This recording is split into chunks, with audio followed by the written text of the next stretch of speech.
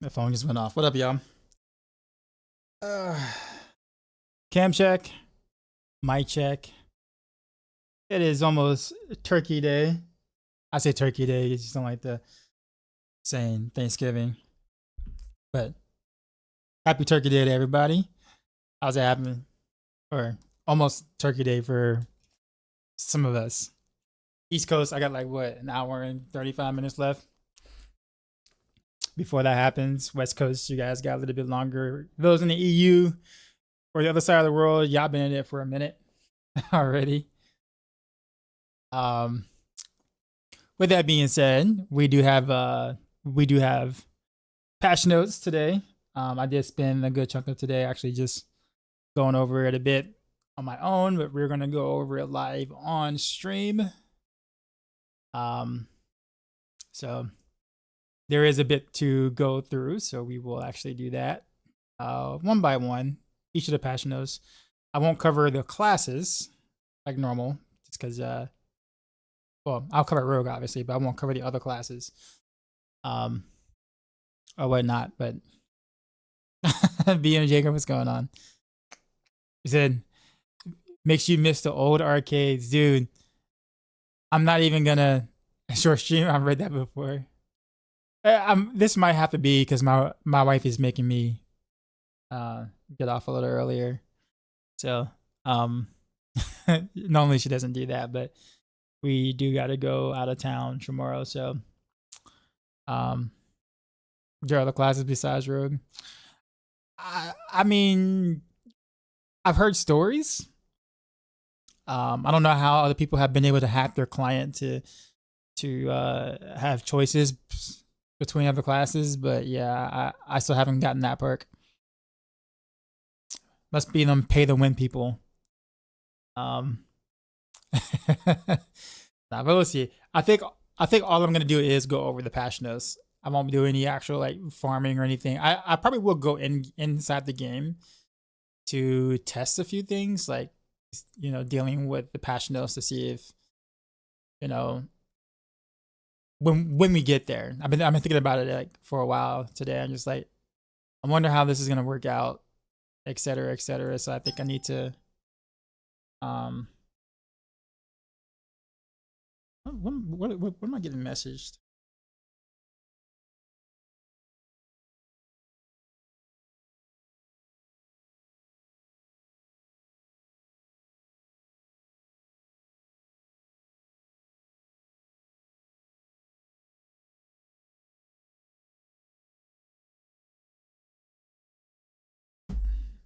Sorry.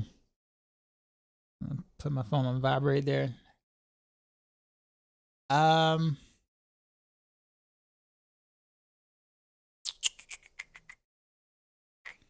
think we actually have a news post ourselves, so I'm gonna pull that up.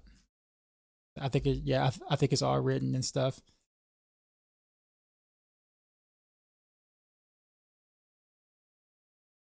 Okay, let's go to main chat there. I guess we'll use the main window capture. I don't know. We'll pull this out. And then I need some hotkeys, man. I need to get better with hotkey and stuff, so I can, you know, do this stuff a little faster. But like I'm doing it. I'm doing it back to old days, old days of the internet or whatnot. But yeah, we have our post up. Normally it takes a little while for us to kind of get ours out. I mean, it looks pretty and everything whenever it happens or whatnot. Actually, wait a minute. No, this is the seasonal thing. I guess we can talk about the seasonal powers.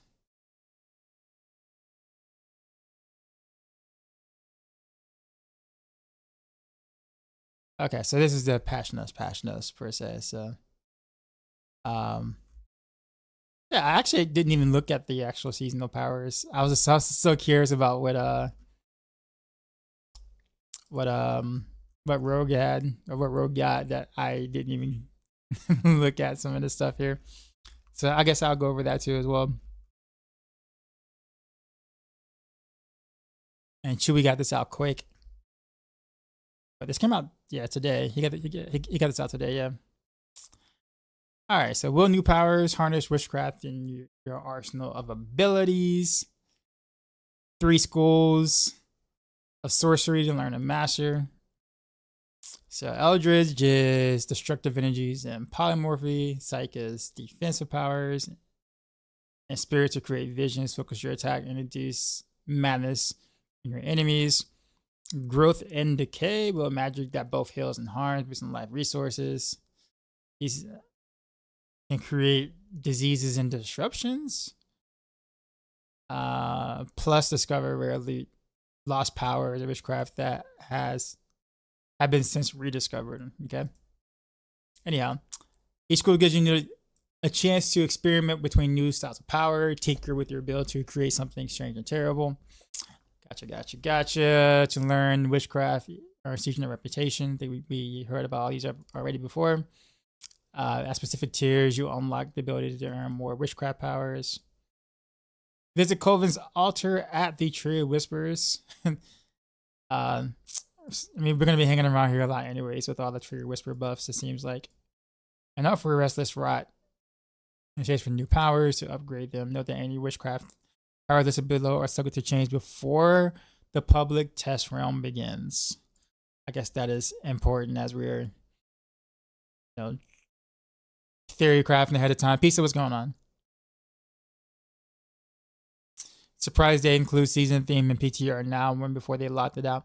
I think it's because of the fact that, keep in mind, the last time we had powers like this was in season 2. And remember, in season 2, we didn't have, PTR wasn't the thing.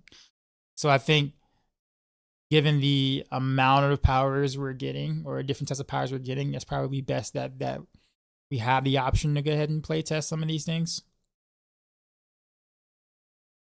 You know what I mean? We didn't have PTR before season 4, remember? I love doing Tree Wisps for some reason. I actually don't like. I actually like them probably the best. It's the best it's ever been this season. I'll put it that way. I don't mind, logging in, looking for a quick couple of whispers to grab. I do think the 1 whisper, the 1 whisper, 3 whisper events aren't as worth, especially the 1 whisper one. Is I honestly think those should just be 3 whispers, I guess, at this point. For sometimes it could take me just as fast to get a 5 whisper one as it does a 1 whisper one, or even a 3 one. Season 1 plus season 2 equals season 7. The math method.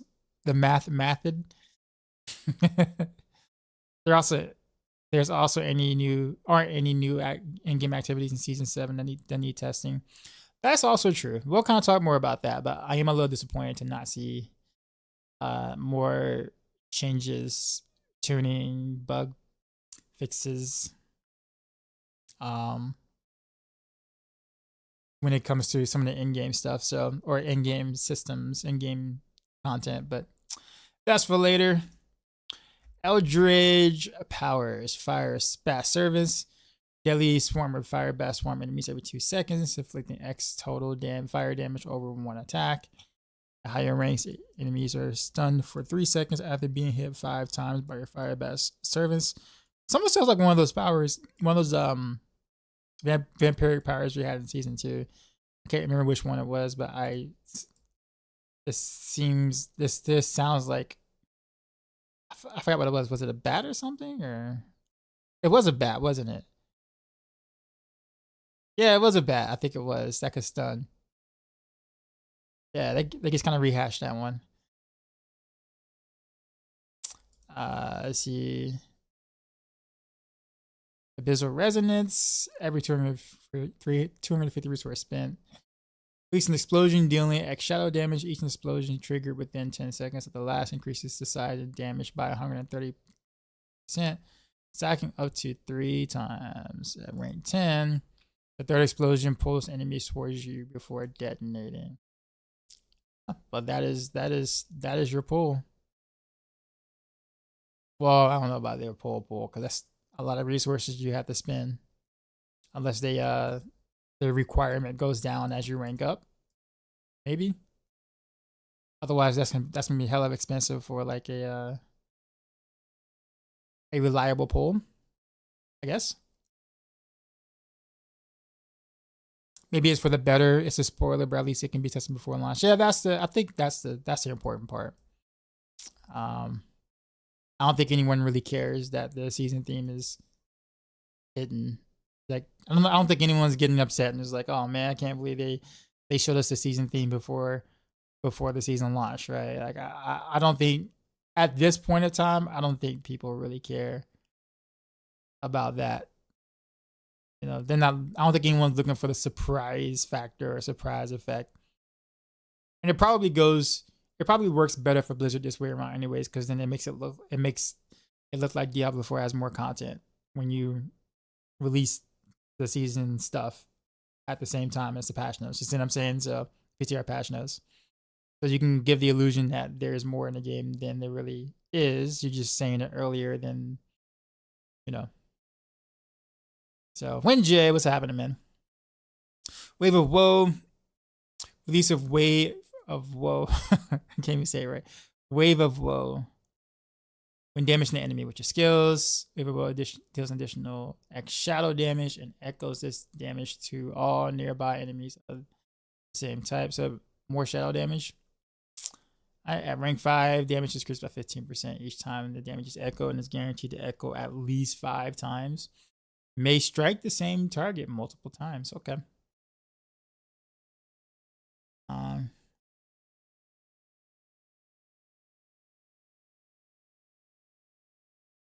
So I wonder if the shadow damage scales with like shadow damage from like Rogue. It's probably not going to scale with the key passive alchemical advantage, but I wonder if it scales with like other like, you know, like your like your elemental damage sources or whatever.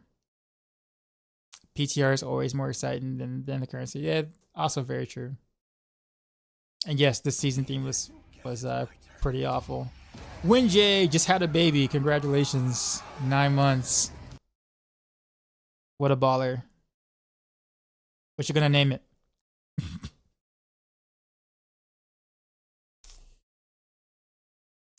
All right. Purging touch.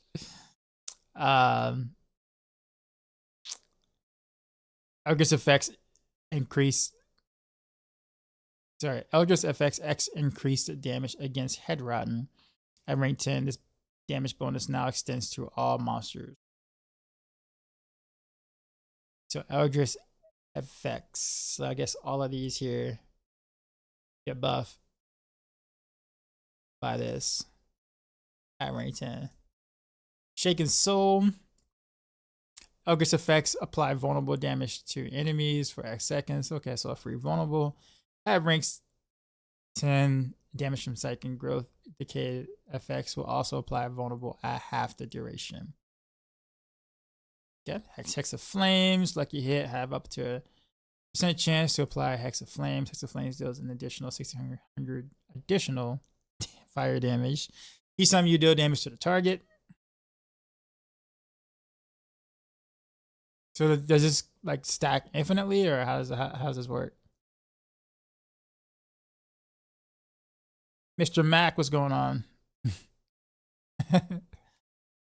A PTR usually comes when players are bored. Well, yeah. I find it quite interesting that the past couple of times we've had a mid-season patch, we've had PTR. Well, I'm gonna say past couple of times. That's wrong. Well, kind of, somewhat. From season 4 going into season 5, we've had like a mid-season patch, and PTR is like really like literally right around the corner. So it's like it's almost like the mid-season patch doesn't really get a chance to marinate, but there's not much going on in the mid-season patch, and I guess doesn't really matter at this point. Clover, what's going on? Who's Mr. Mac? At rank 7, Hex of Flames explodes, dealing damage to all nearby enemies when you land a critical strike. Okay, so it's kind of like a stacking effect. All right, Doom Orb. Ominous Orb of pure Eldritch energy circles you, damaging any enemies it touches for X fire damage. Doom Orb may launch itself at distant enemies before returning. Wait, what? So, Orb of pure Eldritch energy circles you, damaging any enemies it touches. Enemies Doom Orb may launch itself at distance enemies before returning.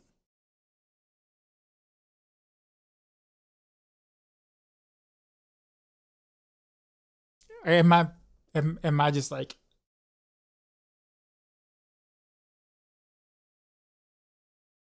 why does that sound weird to me?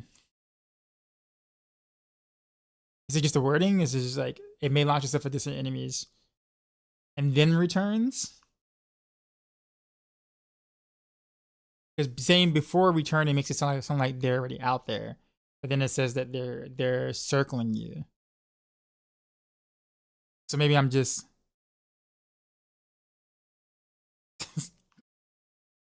all right.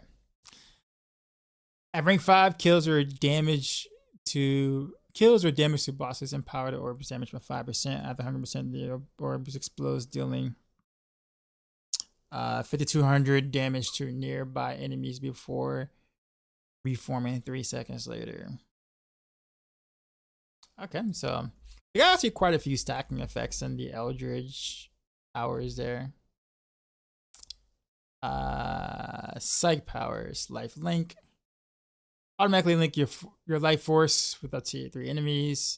X of the damage you take is shared with the linked targets as physical damage. Cannot life link to enemy players. Yeah.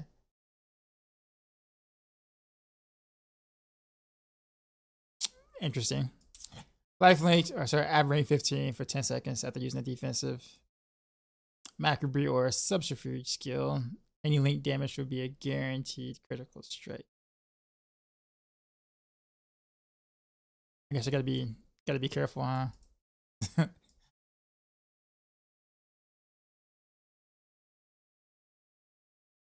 Hex of Shattering, damage done by your Witchcraft effects.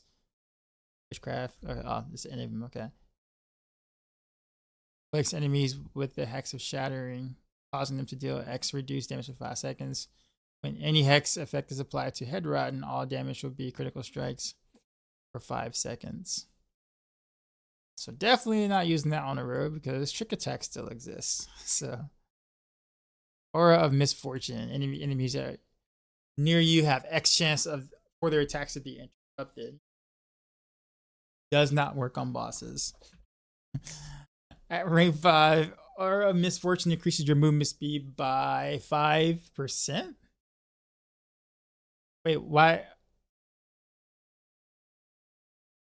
Wait, why 5? Unless it stacks per enemy or something. It's those enemies by 30%.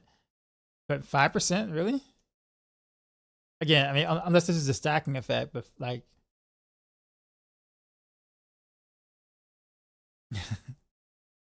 Yeah, Aura of Lament. When you first strike an enemy, it is afflicted with aura that slows it and other nearby enemies by 70%. For each enemy inside, you gain 1 primary source each second. If the initial enemy dies, the aura is passed on to another nearby enemy, retaining the duration as last X seconds. Only 1 enemy may be afflicted at a time. May only occur every 30 seconds. Jeez. Okay, so this is horrible on bosses then. I guess it'll be good in something like an Inferno Horde. Maybe Helltide. Vengeful Spirit every 19 seconds. Oof. A Vengeful Spirit servant appears for X seconds. While active, all damage taken is instead taken by the spirit. Oh, okay. At rank 5, the vengeful spirit's life is fully depleted. Or when it's fully depleted, it rushes towards up to 8 enemies, dealing 2,000 shadow damage. A lot of shadow stuff. Alexa, is Macro be working properly? It should be, yeah. I don't know if there's an icon though. I think there's supposed to be an icon.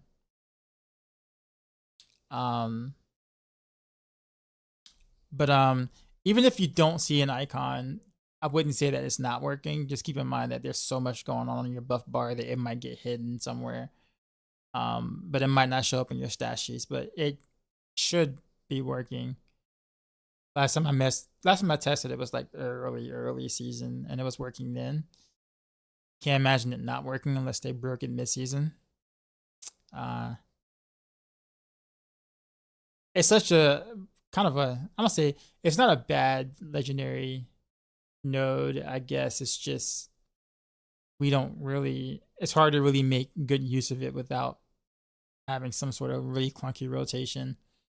It got buffed too, which almost kind of makes you be forced to put it into a rotation of some sort. We'll talk about that later. When I get the rogue stuff. Let's see. Twilight Warding. What's up, Riptide? Every X seconds, gain a barrier for 5 seconds. Absorbing 100 damage. 100 damage. At rank 12, Twilight Warding reflects enemy projectiles while active. Alright, we got growth and decay powers. Poison Frog Servant.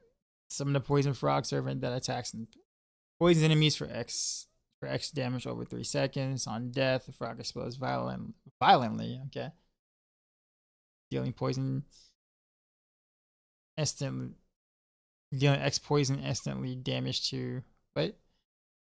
Okay, so violently dealing X poison damage instantly, right? So not poison instantly damage to nearby enemies. This explosion will always critically strike. At rank 5, poison frogs will pull enemies towards itself and taunt enemies for 1 second. Soul Harvest, feed upon the life forces of nearby enemies when you choose a skill.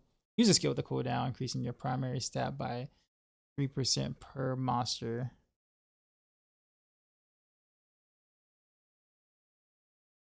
For X seconds. So yeah, so this is obviously the Witch Doctor's skill here, and this is Poison Toad somewhat.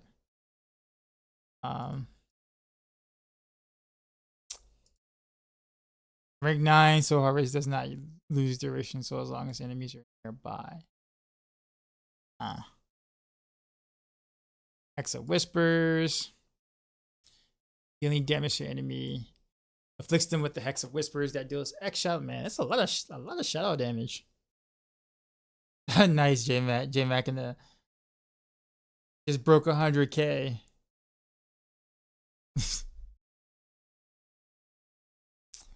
But yeah, there's a lot of shadow damage effects.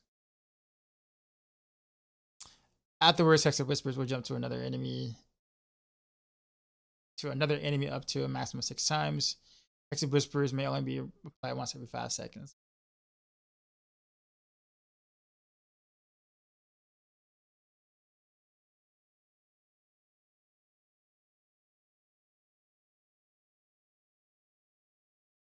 At rank 7, after bouncing into 6 enemies, the Hex bounces back to you, granting Fortify and remove all crowd control and status effects.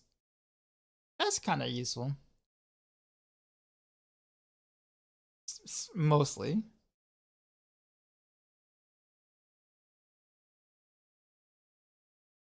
It's almost like in order for that to be useful, like you have to have something that's either dealing damage over time. Well, not either. Dealing damage over time, so it can have the chance to bounce to you. Because if you're like, let's say, obviously frozen or stun or knock down, then you can't cast, and therefore no bounce is happening. And you're not gonna get that decay augmentation. Witchcraft effects deal X of the damage dealt over 5 seconds.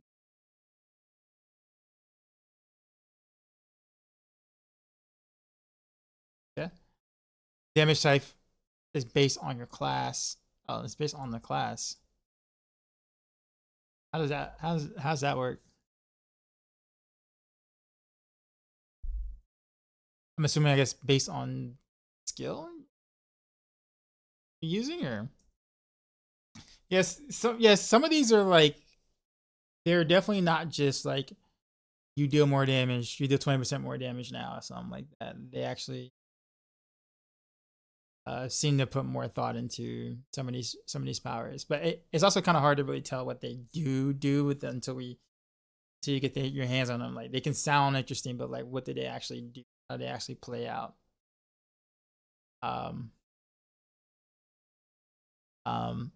It's gonna be pretty long PTR, man, or at least a long 3 days. I'll put it that way. Really long 3 days, because I'm gonna have a lot to do. Rank 10, when your damage over time effects exceed 85% of target's total life, they immediately die. Okay.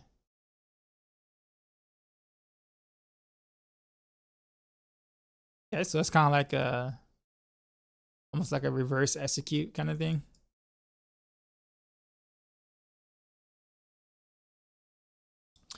Grow. After casting the ultimate skill, your servants, minions, and companions are empowered with dark magics. I wonder if does this count for like Shadow Clone? Is that, because they didn't say summons, and Shadow Clone's a summon. It's not a minion or a companion. I don't know. We'll see. Growing larger in size and dealing X bonus damage last.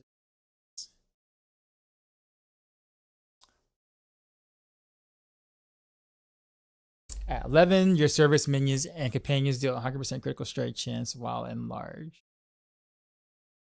Alright. There are a siphoning, conjure an aura of decay that deals X poison damage to enemies every second. Okay. Rank 10. Each time aura siphoning deals damage, you are healed 1% of your life. This is probably gonna be a popular one. What are servants? Maybe typo. I don't know. Maybe that's some like D5 text. Who knows? It somehow accidentally made it into season 7 Passionos.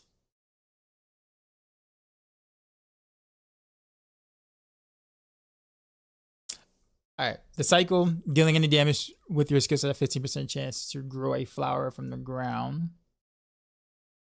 When the enemy is near, the flower deals X poison damage to the enemy over 5 seconds. If an ally is near, the flower heals for 6% maximum life. The flower withers away after use. Okay. A flower may grow once every 5 seconds per enemy. At rank 5, the damage and healing affects all enemies or allies near the flower. Okay. So it's 1 until rank 5. Okay.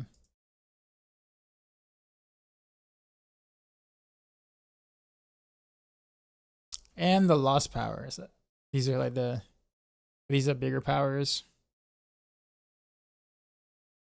Alright, so Breath of the Coven, here we go. Dealing damage or applying crowd control effect with any of your witchcraft effects increases your attack speed by X for 10 seconds, stacking once per unique witchcraft effect.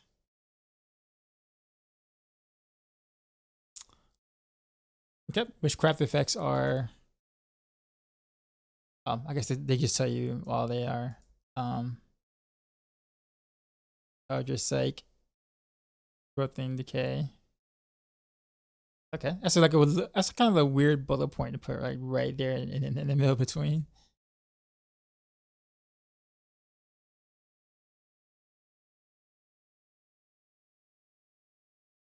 You say, hey, will I be going over the new stuff that's released today? Yeah.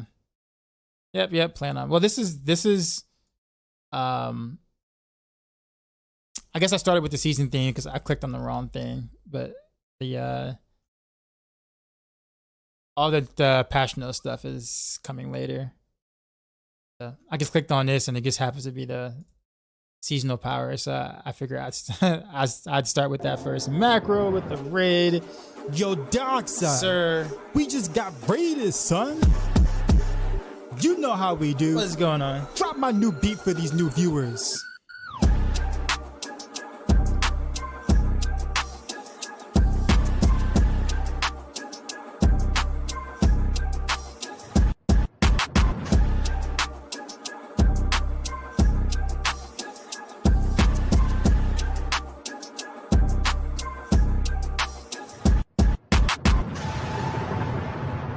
Sheezy out.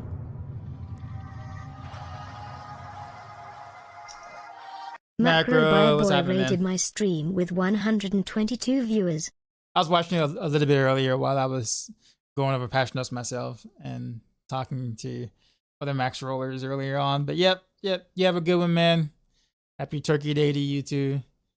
Enjoy yourself. I'm just gonna continue doing what I'm doing here, which is kind of going over some of the patch notes. So for those who just joined in, probably might have seen a lot of this already, or been hearing most of this talk here, but you're gonna see it from more of a rogue perspective for those who like the rogue class. So just kind of a heads up here. But yep.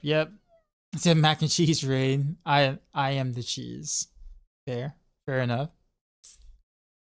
At rank 8, let's see, gain 40% lucky chance wild bonuses from Eldritch, like everything decay are active at once. Okay, so I guess victimize. I am the Mac. He's the one and only Mac, the J Mac. Hex specialization, increase the potency of your hex effects by X%, or X. Kind of like I actually kind of forgot what the hex effects are, because like these are so I guess brand new. Still, at rank 10, increase the critical strike chance by 10% against enemies affected by your hex effects. All right, so this is a whole almost no use on the rogue there. Hola, what's going on? Aura specialization. The size of your aura effects are increased by X. Okay. And rank 10, increase the critical strike damage by 50% against enemies inside your aura effect. So this is going to be weird. Oh, that's going to be so weird, because I guarantee you this is going to double dip with precision.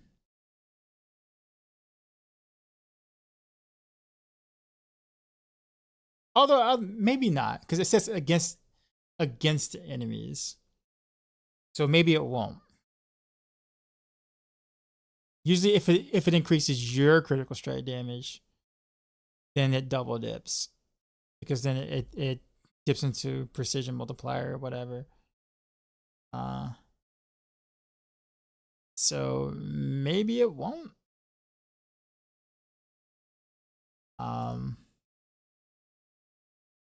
Let me check a planner here real quick.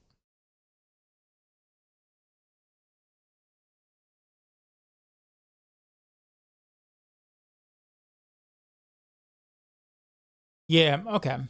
Yeah, so maybe they were pretty smart about this.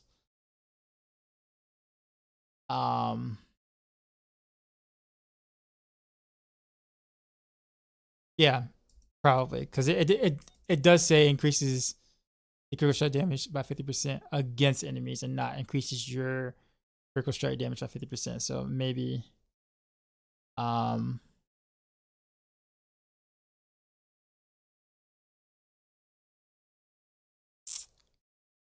what browser am I using? This is Brave.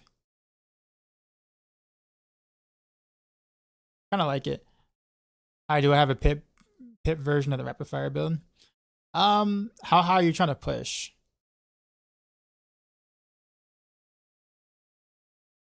I asked that because there's a ultra giga omega push version, but it plays so much different than like the regular rapid fire. It's actually very uncomfortable and not much fun to play. But it is like 4 or 5 tiers stronger. So I guess it just depends on like the tier you're trying to do. And how many hours on the weekend are you willing to fish for a spirit caller?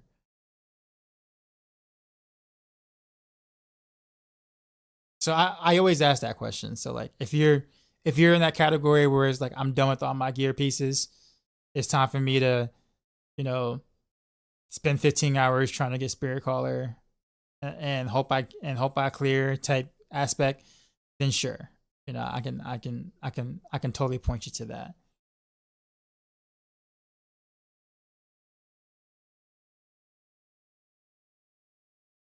Mantra, what's going on?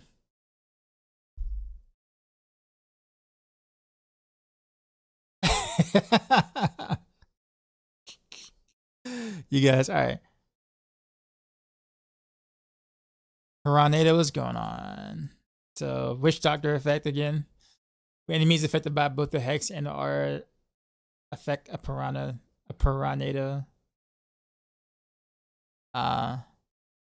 Is summoned, pulling enemies towards it and dealing X physical damage over 12 seconds. May occur once every 20 seconds. At rank 5, Piranha moves itself towards nearby enemies. Looking at the effect was like really super cool. I don't know if I'm really gonna ever really be able to use this, but it looked cool when I saw it.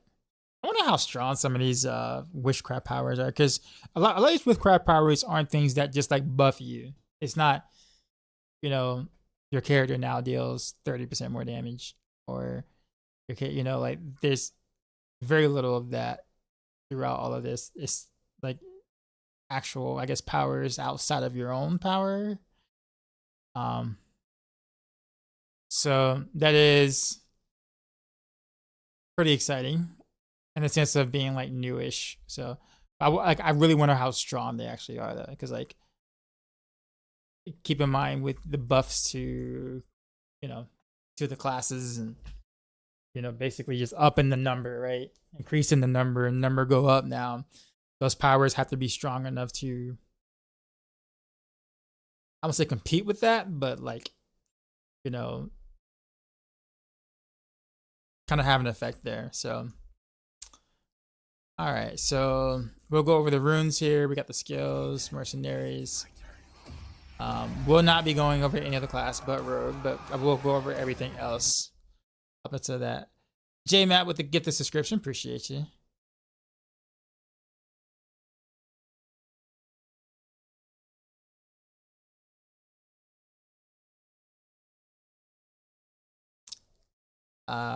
Yeah, new runes. This was something about in the campfire, so this will actually be pretty good with Shadow Clone for sure. Like possibly one of the main ones. Oh no, not really, because there's only one summon. Unless they count Shadow Crash of Shadow every time that's summoned. I'm not sure. And Igni, 25 authoring generated. Stories offering every 0.3 seconds, casting a non-basic skill to gain the story offering.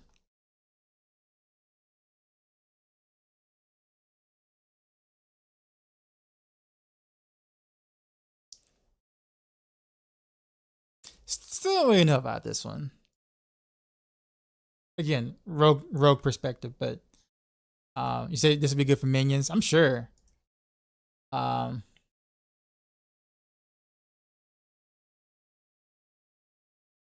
guess for a basic attack build, this also be pretty good too as well.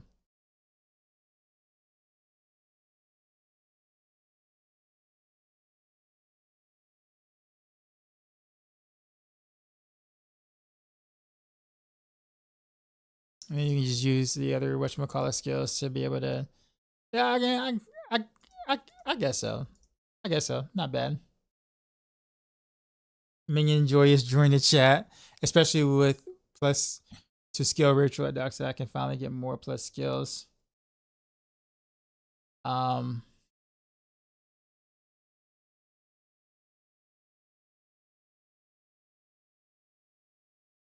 Say it costs like 800 offers. I always kind of had it up. Well, I had it up on Random Arrows, like on Random, like the Vex Rune, right? Is that what you're talking about? I've always had it up anyway. But I mean, you're right. It was really, really expensive. Invocation runes, chat. Cloud burst, 20% weapon damage, costs 20 offering. Draw lightnings, overflow spawn more. Okay, cool. Not interested in Spiritborn, mercenaries, bartering cash. I think we've probably seen some of these already in the campfire. Cash can drop iron and rawhide. Very good change actually. Rewards now scale with tormentors. This is going to be really helpful. I didn't even know that the rewards didn't scale with tormentors, but now it makes sense. Now it makes sense why we got like 45 masterworking mats per cash or something like that. It was like really stupid. DC swap the crit ring for pit fighter. Yeah, I did that last week. That's like Thursday last week or somewhere around that range. I guess we went ahead and did it just because there is some double dipping going on there, and it's just like, might as well. So yeah, it finally explains why this cash is. It's like, yeah, I didn't even know they weren't like scaling. So it's nice to know that they'll be scaling correctly now, because we didn't know. I didn't know they didn't. So boss material cache, gold now scales with tormentors.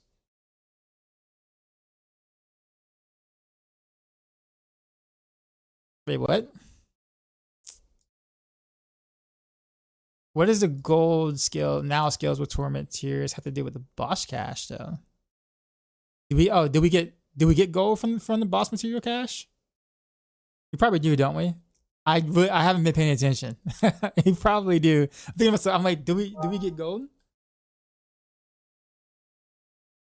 from the boss material cache? I mean, at least that's what this is indicating. I don't remember.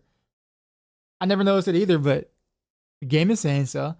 I'm grinding all the way for a crit ring until we did the blood fights the other night. Gotcha.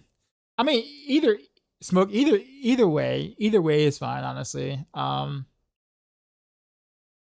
Like, you're probably not going to notice much of a difference whether you go one route or the other, but I figure this is a mid-season patch and it does double dip. It gives Renovero players something else to look forward to, I guess. We will now. What up, Jeff?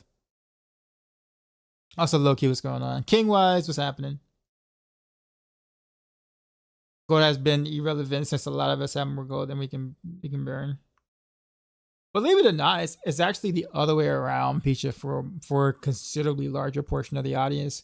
Those who don't trade or don't know what to do with an item when they find it are the ones that in which gold is actually the bottleneck. So gold is actually the primary bottleneck for the majority of players in the game. I know, again, it sounds different than, I guess, being around in the community that do trade some or whatnot, but or sell boss mats or whatever.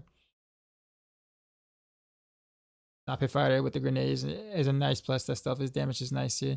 If you can get that stealth damage up for quite a bit, even if you only get it activated like 33% of the time, it's still something, I guess. RMT ruined the trade market. It's going to always ruin the trade market.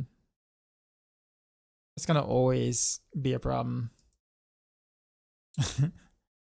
But that's kind of what you invite, I guess. The positives to trading, you know, is just obviously going to come with some negatives.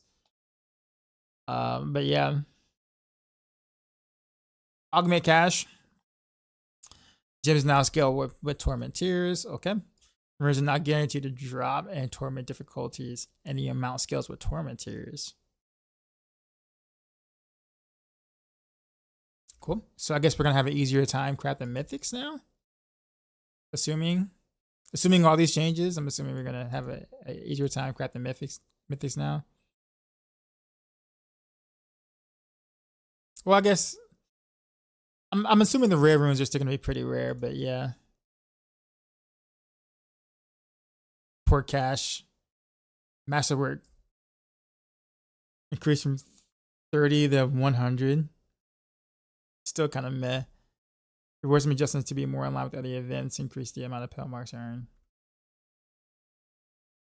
Alright, so we got some changes to runes. So okay, yeah, that's fair. I think traders have been spoiled. Yeah, it's like I guess because also you keep in mind with how gold inflates like crazy, that, you know, since the game itself doesn't keep up with the inflation of gold, then like we're gonna always have way more gold. Like if you're trading, you're gonna eventually always have way more gold than you know what to do with, right? Valtunas, what's going on? Appreciate the sub. All right, knock can now gain half the offering when inflicting a slow or a chill. Okay, that's actually not a bad change. Seer, offering increase from 50 to 300. Cast 5 skills, then become exhausted for 3 seconds. So they talked about this a little bit on the campfire stream. I still don't know exactly what it really does. You cast 5 skills. Is it 5 different skills or just 5 skills in general?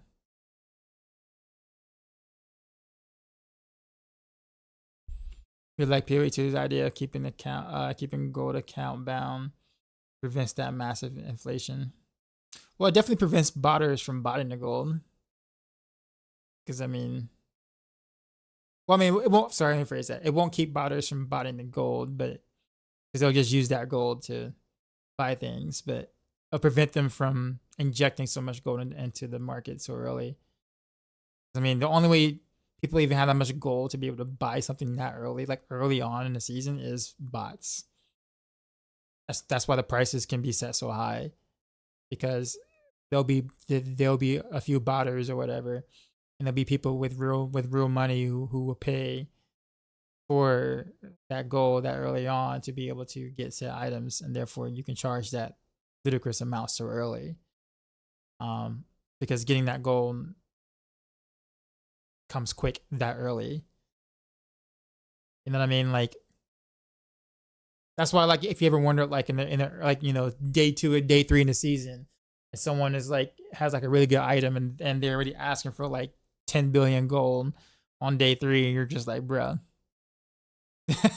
Like, because there's just no way no one has farmed that much gold in 3 days. Like, nowhere near that much gold. Not even close to that much.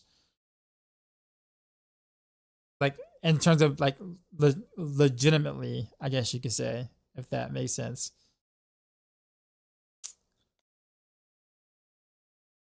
Johnny's a Korean player has joined the chat.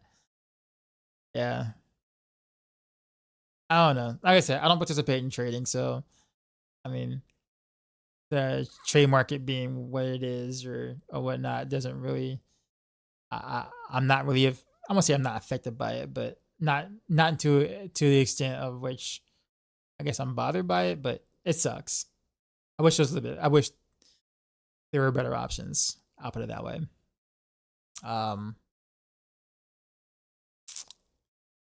Preferably an in-game way to trade. And I also don't disagree with the idea of gold being account bound.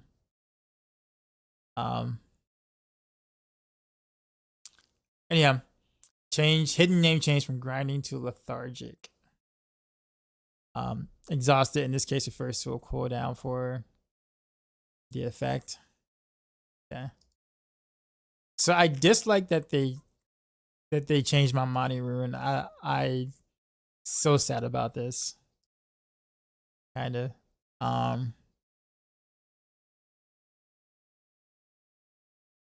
Mostly sad about this. I'll put it this way. I mean, I'm sure I can just dash and get this back, but man, like 30 offering for just 35 offering for just stutter stepping, man, was insanely good.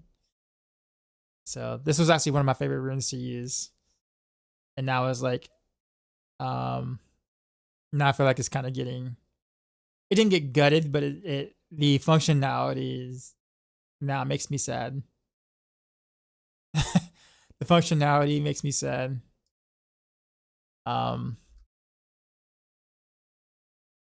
Account bound would be nice with the slight increased drop rates of those high value set items. I wouldn't be against that, honestly. Alright, Sith Rune. Summons Spirit Wolf now benefits from summon and companion bonuses. I feel like this can be pretty good for some builds. Probably still wouldn't see this on the rogue though, unless, I don't know, Shadow Clone, maybe build into Shadow Clone, you might want to take a look at. I don't know, probably not, but say Qua, K, Que, Qua, Kua, Kua, Kua,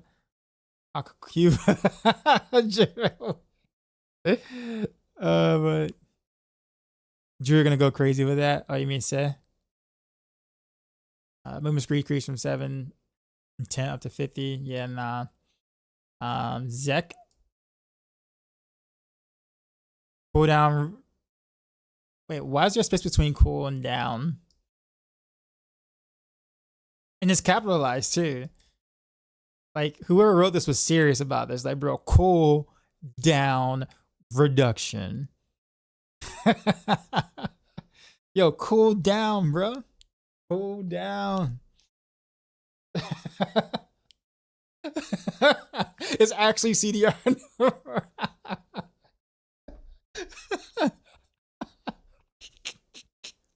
Oh man.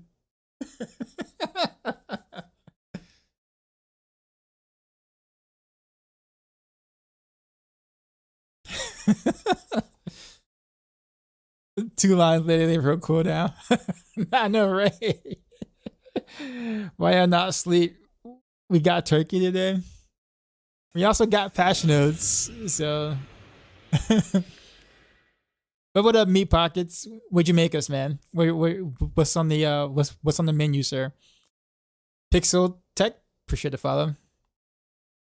All right, so cooldown reduction given reduced from 2 to 1, which is unfortunate. Actually, I'm gonna tell you why this is unfortunate. Well, I don't know. Cost reduced from 100 to 200 to 100. What's the overflow though? Well, no, wait. Did they just copy and paste this? What?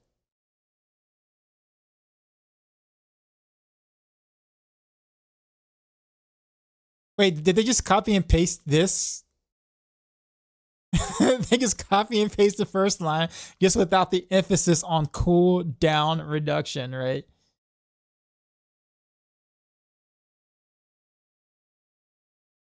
Cooldown reduced from 2 to 1 second? Well, I guess so. Wait a minute. Hold on. Oh, never mind. Okay, no. So there is a cooldown itself. So there's a cooldown reduction and then cooldown reduced reduction reduce. Okay. Okay. Cool. All right.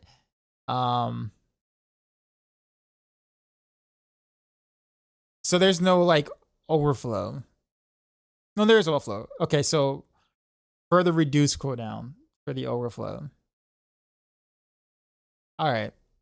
So there's a reason why this room might be of importance next patch. I'm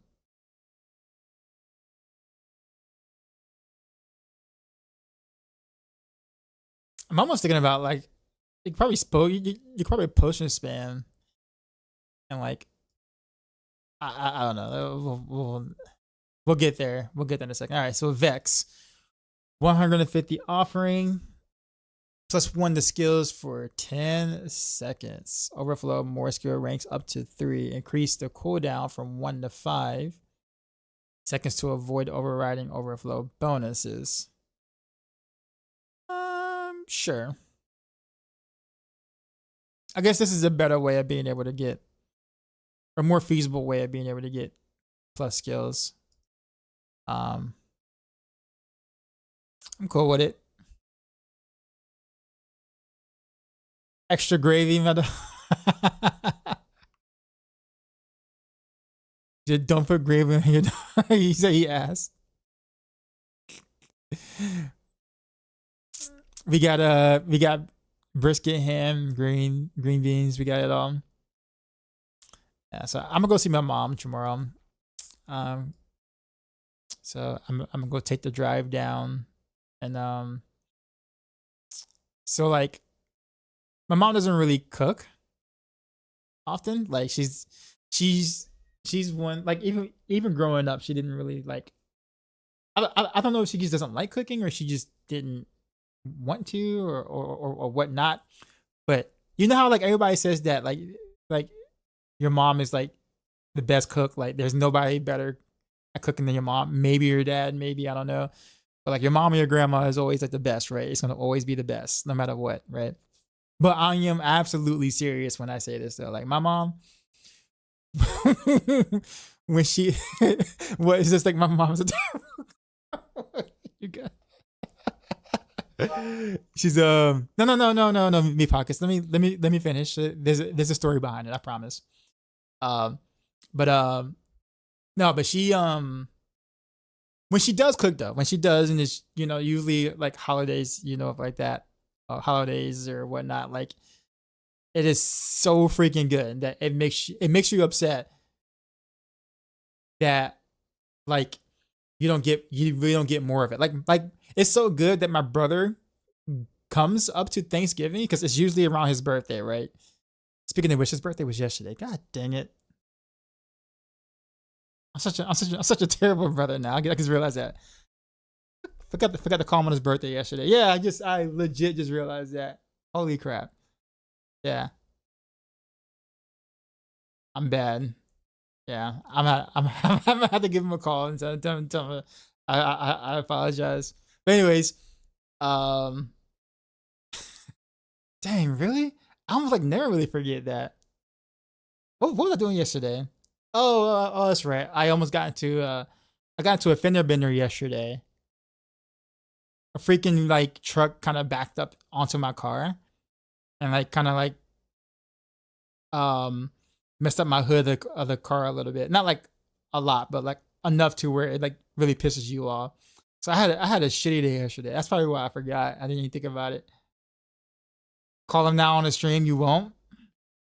Well, it's like 11:23 though. I don't think he's gonna. It's like a little late to call him. Yeah, dude, I was so mad. And like the thing about it is that like I backed up when he was backing up, and I honked my horn like 4 or 5 times, and he just kept backing up and kept backing up. And then so like I got the car obviously, and he just acted like nothing happened. And then he wanted to try to sit there and say, you know, go ahead and call the cops because like you were the one who was behind me. You were too close, is what he said. And then of course when the cops got there, you know, he was literally trying to say, oh no, I didn't back up in there. I didn't back up. I'm like, bro, you legit just said that you did, and that you heard me honk the horn. But of course he's going to change the story because I don't have a dash cam, so I can't technically prove it. But if you look at the hood of the car, if you just look at it and just apply basic physics, you would know or understand that there's no way that I could have ran into him, because then the front of my car in general would have been way more messed up. Even if I ran into him like 5 miles per hour, it still would have dented a bigger portion of the front of my car and not just the hood. Yeah, I'm definitely gonna get a dash cam for sure. Did never say anything to anyone. Just get a good lawyer on a teacher's salary. I'd be lucky to get a public defender on a teacher's salary. Nah.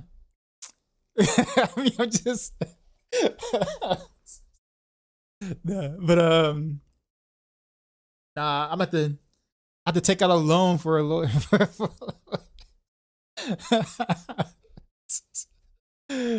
Oh man. I mean, I can pay him in the stream bling. How much stream bling I got? Hold on, let me see. Oh, well, never mind. No more stream bling. Anyways, I'm sorry. I veered so far off topic. Sorry.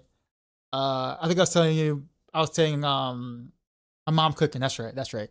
So like she so like my brother would, for his birthday, he would come up literally, and his present that he wants is just for her to cook. Like that's what he asked her to do, because she would like literally cook him like a bunch of stuff, and he'll just take a bunch of leftovers home and whatnot and just be on about his way or whatever. Like that's how good it is. It's like easy 1500.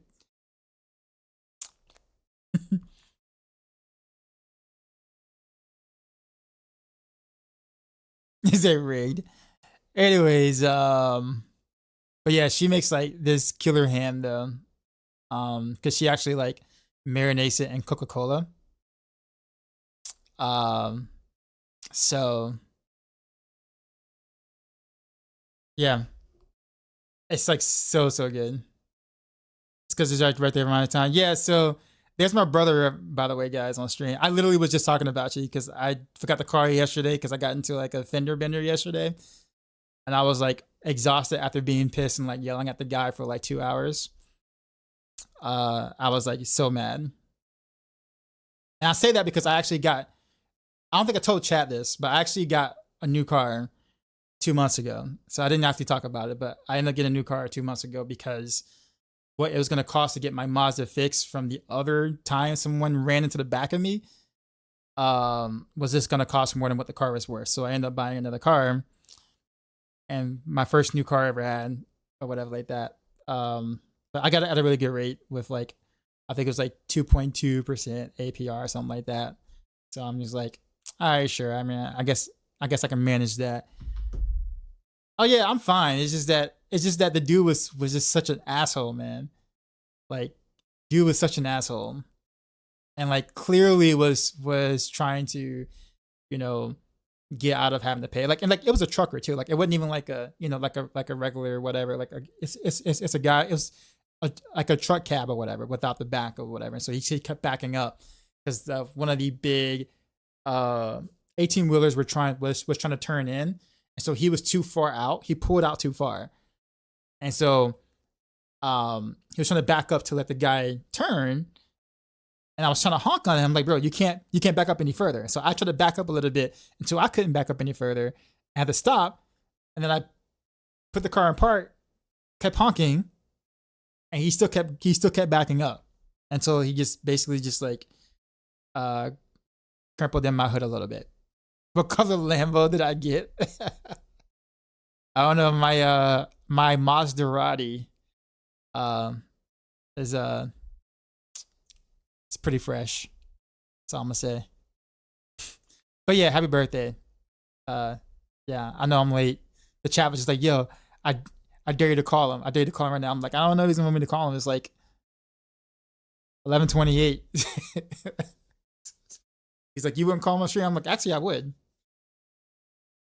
Call me boss. Oh, good. Coca-Cola actually just removed the oxidation off my car battery. Very true. And chat's always right there. I told him my work van, a government vehicle, and then no parking zone. It's literally all my fault. I was pissed dirty too. The thing about it is that like, it's just like, the thing about it is that like you heard the horn, like, and he sit there and he got the cab and he was trying to tell me, he's like, I know the law better than you do because I drive for a living. And I'm just like, if that's the case, if you hear someone honking their horn, shouldn't you stop? Since you have all this experience and stuff, usually isn't like the first instinct if someone is honking the horn behind you that you might want to look behind you as you're backing up, shouldn't experience kind of tell you that much? I mean, I'm just saying, if someone honks at me, I'm gonna, immediately look behind me or look around, wondering why the hell he's honking. Like that just seems to be a natural instinct. That's why we have horns in the car. And last time I checked, maybe I need to, ask for a buff, a horn buff or something. We need to, because I'm pretty sure you heard it. Those honkers didn't get rest. Gosh, man, I don't know. I'm still mad about that because I calling the body shop now and then trying to figure out a way to like, because we ended up getting like it was cops, but like he was just there to kind of take a report and not really try to figure out whose actual fault it is. But physics would show that it wasn't my fault, even though I was behind him. But you can literally, there's just no way I could have literally forward motion what happened. Anyways, but I gotta find a body shop and they're all packed for like the next 3 weeks. So I'm just kind of mad. And yeah, decoy in Canada, we have laws here where saying sorry after a car accident isn't an admission of guilt. It's just a common phrase. Oh man.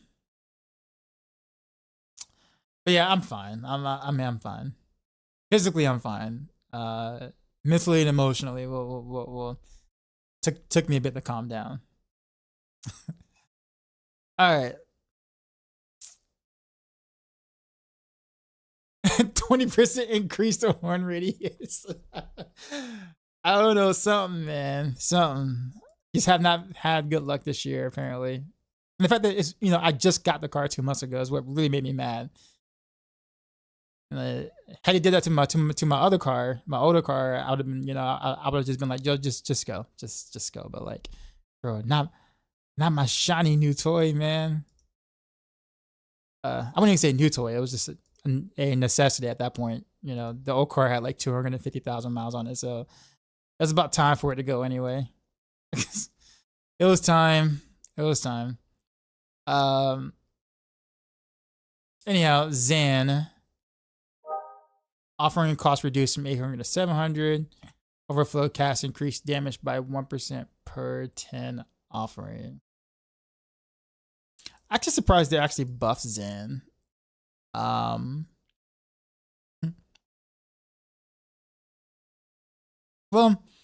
I guess I'm not surprised, considering that 0.01% of the player base actually uses it. But it's also one of the strongest runes to push with. So car needs +2 second one. Is it? I did it in my car on the passenger side just 2 days after getting it.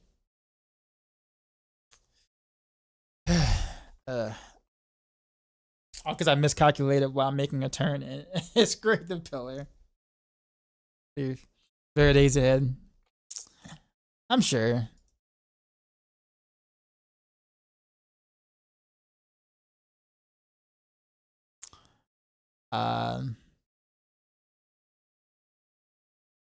Jaw.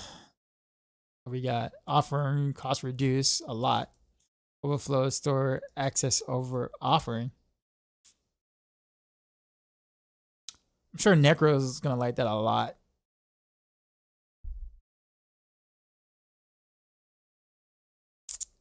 Yom just got worse.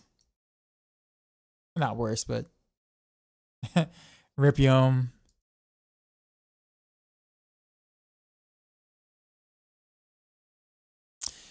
All right, Teb. Hidden damage bonus reduced from 300% to baseline 100. Overflow increased damage by 1% per offering. All right. Zal. Offer increased. New overflow, gain more maximum life. Increase the cooldown from 1 to 3 seconds to avoid overriding overflow bonuses. Okay. Still would never use it, but all right. Might be good for like actually does this work with does this work with overpower builds?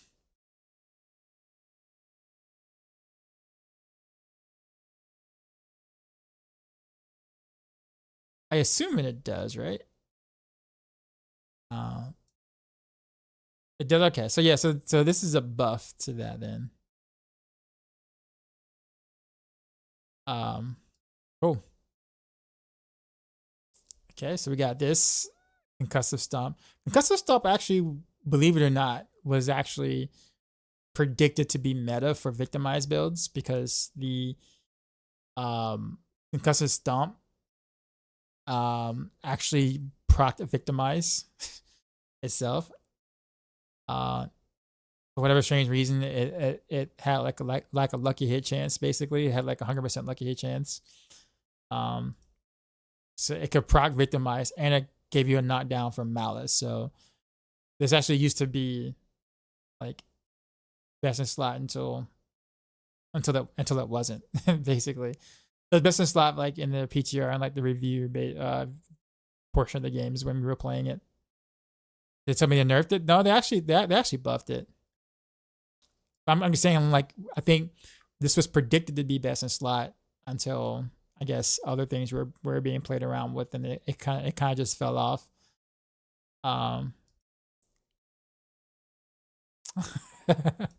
Overflow increased damage by 1% per offering.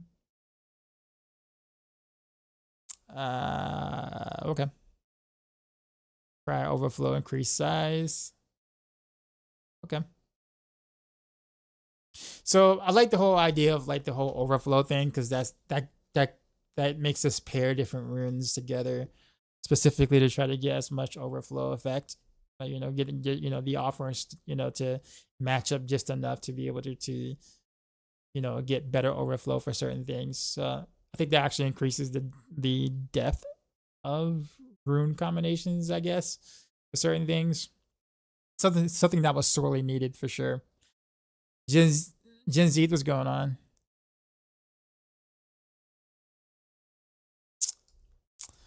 Tech, offering reduce, damage increase, overflow updated from 100, increase radius to 100% increase size. Okay. Tune, offering reduce from 100 to 25. Now drops 1 stun grenade. Sure. Meet Pockets with the sub. Appreciate you. I sub because I've also been a Crocs. You said you need some tunes, Gen Z.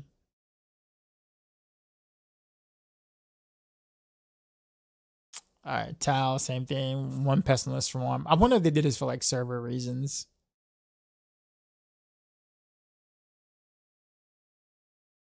Or no. They just did it so therefore you have a reason to use overflow. That's what that is. That's all. That's what these two are done for. Okay, so now it has an overflow increased duration. Okay. And Zol, updated tooltips on runes that cast player skills to be more clear with the Zol rune effect. Okay. Also, the chance of the runes to be legendary or rare from the beginning of tournament bosses have been updated. Has been updated or buffed?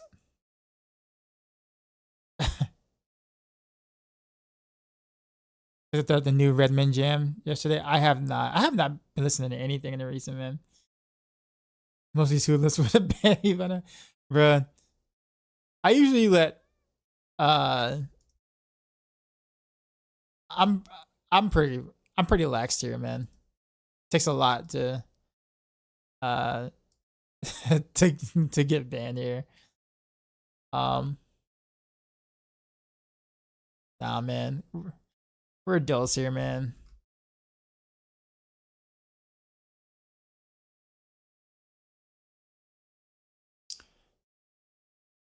BM says updated.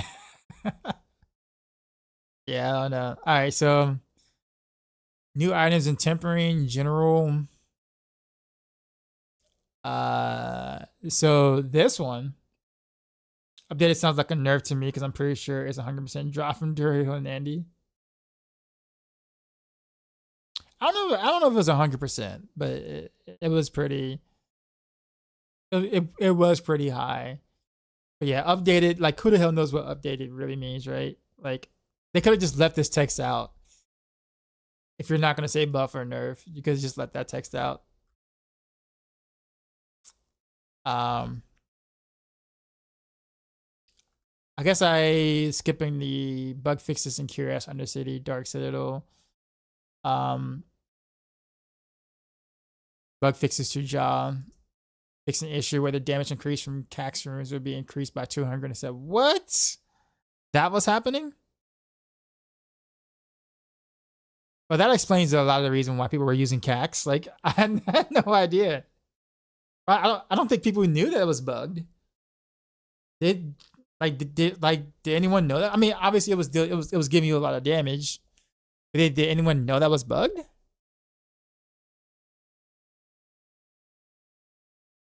You should go use Cax. Yeah, I guess. I mean, most push builds kind of find some jank way to use it now anyway. So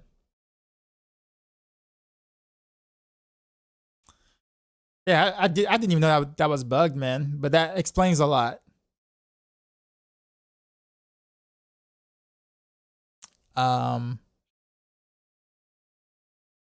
Fix an issue where each attack from the Iron Maelstrom triggered reinforcements.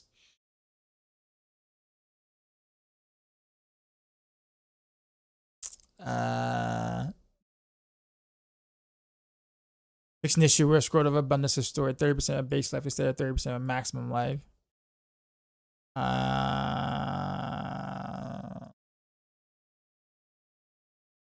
Yeah, okay. We can skip all that there. Okay, cool. General aspect of, is it Applegeic?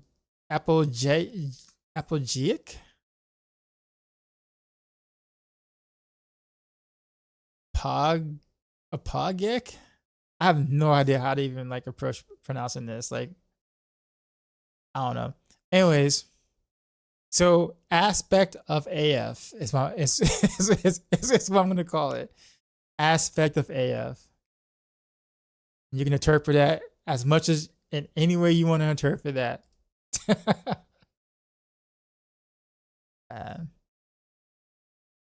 Aspect AF. That's what I'm calling it. All right. Casting the ultimate skill increases your ultimate damage by 8 to 15%, up to 155% at 10 stacks your cooldowns. And this bonuses are reset. So you're looking at like an average of about, I don't know, like 60, like 70-ish% damage, maybe 65-70% more damage overall. This is just it kind of like works as like a stacking effect kind of sort of thing. This is kind of weird on Rogue though, because I mean, when you cast your ultimate, your cooldowns are reset anyways. At least when you use preparation, which is what you're going to be doing your, so to be able to use it more often. So I guess on the Rogue side of things, I feel like the cooldown reset doesn't really help as much. That's my main Rogue for sure. Apogic. Prep builds are getting better and better. Non-prep got nerfed with the no witness interactions. Yeah, that's true. But yeah, so this is a very strong aspect. This is like not even the double damage here, right? This is just like the base value. Put this in a two-hander.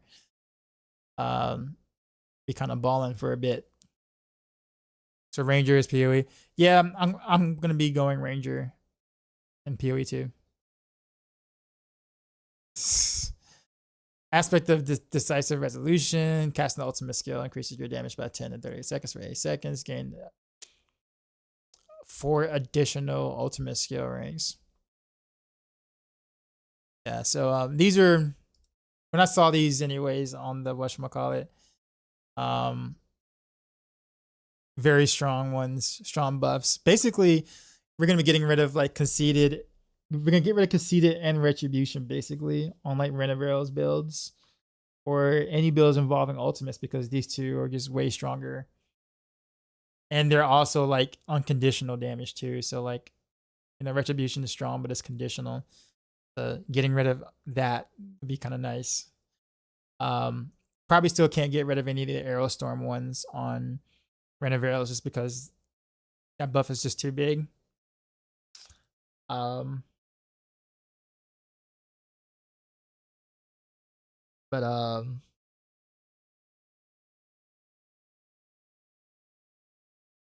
could join us. You going for Merc? I kind of want to be a little bit more agile. Merc does look kind of fun too. But I think a part of me wants to play a traditional ranger. Going Merc because he has a strat. Man. New items and temperings, rogue. I think we've seen assassin strat already, yeah.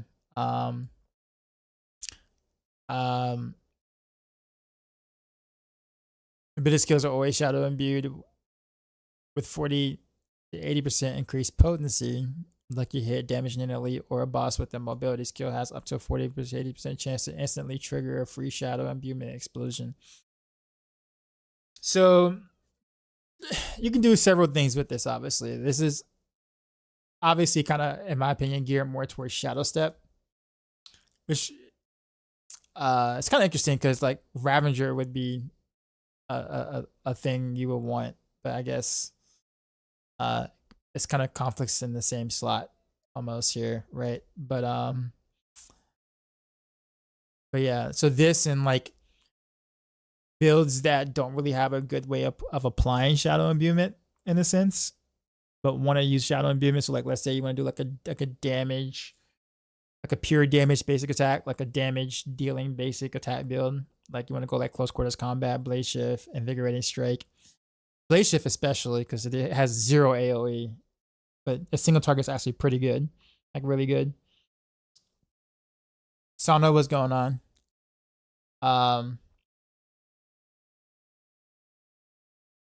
So, but I can see myself doing like maybe close quarters combat, Heartseeker as well, and then kind of like dashing and shadow stepping quite a bit just to be able to apply the potencies or whatever like that to get some AOE behind some of that attacking. But there's that. Anyhow, it's gonna be a boot you're probably going to see in several setups, especially Shadow Step. Slicing dice, Twisting Blades initial hit cleaves, Twisting Blades returns 25 to 45% faster. I guess sure. Yo, dark side. Mordell, what's happening? Raided, son. You know how we do. I know what's up. Drop my new beat for these new viewers.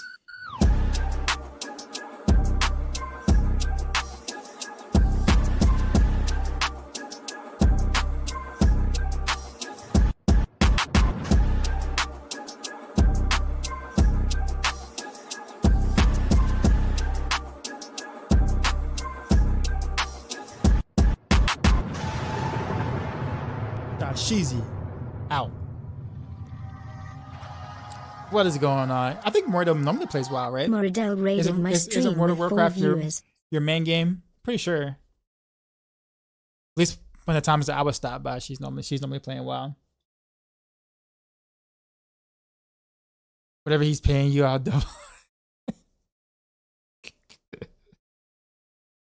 So I'm a little taken back by this aspect. I know people see this and it's like, oh yeah, cool, Twisting Blades can cleave in a sense, but especially with the Shadow Imbue buffs now and stuff, do you really want to do you really want more AoE or do you want more single target damage? Like, do you want to be able to like have your entire Twisting Blades deal more damage, or do you just want the cleave? Because the cleave ain't gonna help you on single target. which is kind of what rogue builds in general are struggle with and will continue to struggle with.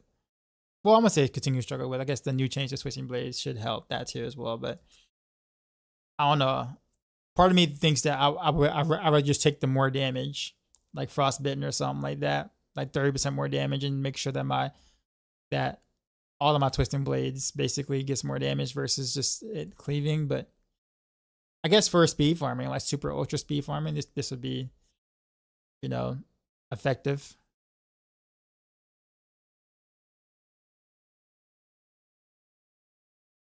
Die is the whole screen cleave, trust me. Anything Blizz tends to be main games you play. Cool. I like that it seems like they're trying to buff Imbuement a bit. I don't think this is going to be enough as a good start.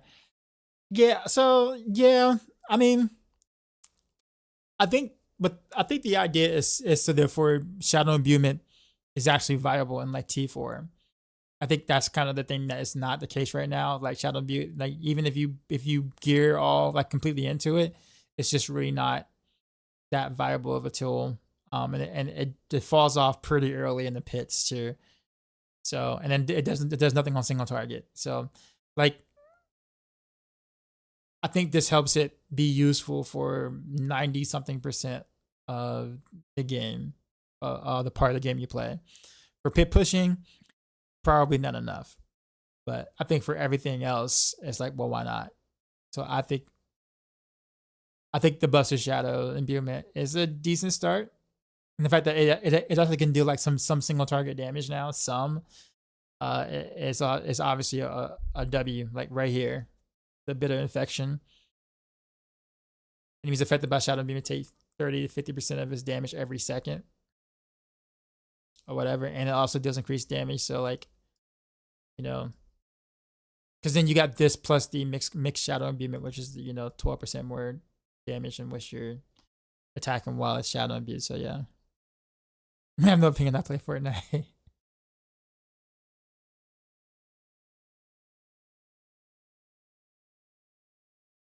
Yeah, trust me, I'm a doctor. Ultimate efficiency.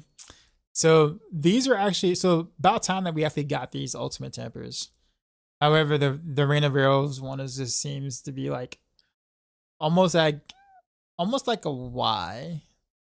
Like, why is this even here? Are you ever going to use Rain of Arrows like without Word of a Con? Although I guess you could technically do a build not based around Rain of Arrows and just kind of lower the Rain of Arrows cooldown reduction for certain builds, I guess. I guess you could do that for like a damaged Heartseeker build or something. No, because then you'll be just using Shadow Clone.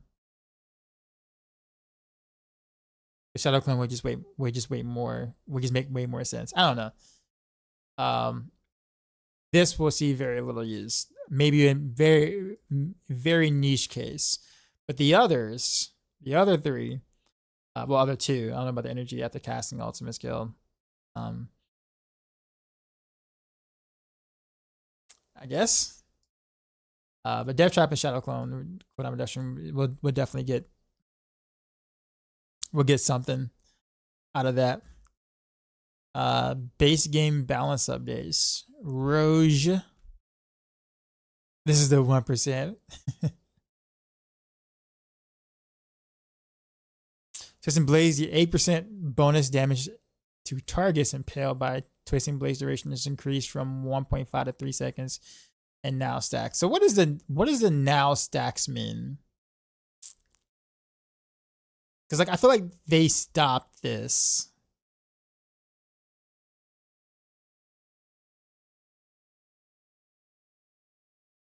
Does it stack for 3 seconds or what? Because like if you read the original effect, right? They're taking 8% increased damage from you for 1.5 seconds, right? So they increase it to 3 seconds. So I'm assuming that as long as you're attacking in that 3 seconds, you can stack the bonus up to as high as you possibly can within that 3 seconds. So I'm assuming there's a cap, because obviously it doesn't it can't go. There's only but so many that you can stack in 3 seconds, right? So the 3 seconds would just be the natural cap, I assume, unless there's more wording that they didn't include here. So for instance, let's say if you could stab 4 times a second. Let's say you could stab it, whatever, 4 times a second. So you're looking at like what 32, 64, 96. So you could probably get up to a 96x bonus, maybe, on a single target. So, which is actually quite nice. Like that's actually a pretty nice single target. That's like almost, so basically if you're attacking 4 times a second, you can almost double the damage of the initial impale.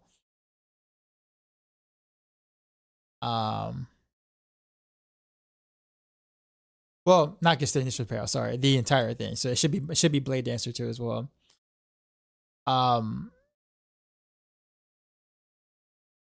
You can kind of get clever and see if you can mix in other skills involved in here too as well to take advantage of the extra almost double damage. So like this is basically in a decent case scenario double damage. So this is an interesting way of buffing Twisting Blaze without just giving it a number and being like it now does 50% more damage or something. Like they actually gave it a stacking effect, which I think is kind of cool. So I'm assuming it just caps. But also you're gonna want to stack attack speed on it too. So to try to get as many stacks as you can in that window. So yeah.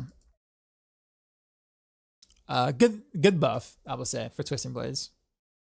I wonder if Shadow Clone will double this again. I wonder if Shadow Clone gets the benefit though. You should assume it doesn't cap knowing Blizzard. You know what? That's a very good point. Have I seen the random variable skill changes? Yeah, I've seen all these already earlier. I just haven't. I'm just going over all of this with chat, one by one, so I can kind of discuss and give my opinions on all of it as we come down to it. But yeah, I've already seen it. I've actually already given feedback on the changes, just like initial pre-feedback already. But yeah, like, are you joking? All right, pin shot. Chance to shoot an additional arrow when hitting a lead boss increased from 25% to 40. Okay, they're really trying to make you want to play some pin shot. Gonna be honest, I still don't know that this is this is enough in the current state of the game, but it certainly doesn't hurt. Okay. We'll take what we can get, but sure. Yep. And Shadow Imbuement here, enhanced Shadow Imbuement. You're now gaining 15% critical strike against enemies affected by Shadow Imbuement. This was definitely like a much needed change. I mean, not that we need this, honestly, you know, given the current state of trick attacks being what it is. So we will almost like never need this because we usually hit 100% even against a boss without trick attacks active. I won't say not 100%, but close to in most builds. But you know, especially for early game, this would be, you know, early mid game, this would be nice to have because it's free. It's just on the way. So this here too as well. Damage, Shadow Imbuement's damage now makes enemies vulnerable for 3 seconds. The extra second is actually kind of helpful again for early game.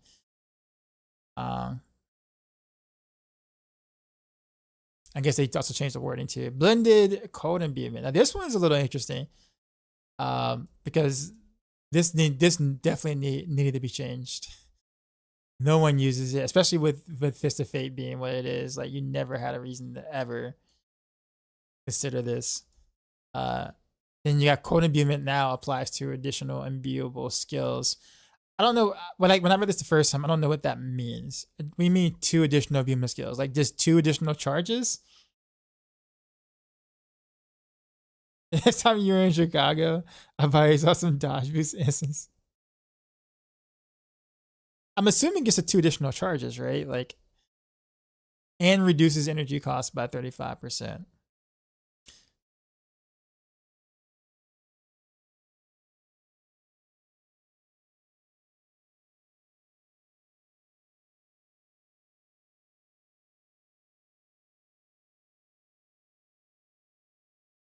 Okay, so applies to 2 additional blue skills. Okay, I guess.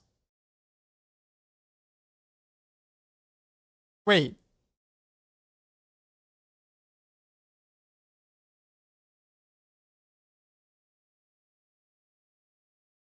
Are their targets different from your main core? But I guess, how would the game know that though?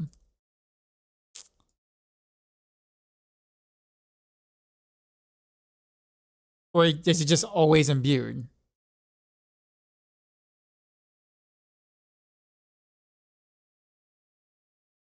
Like, how exactly does that work?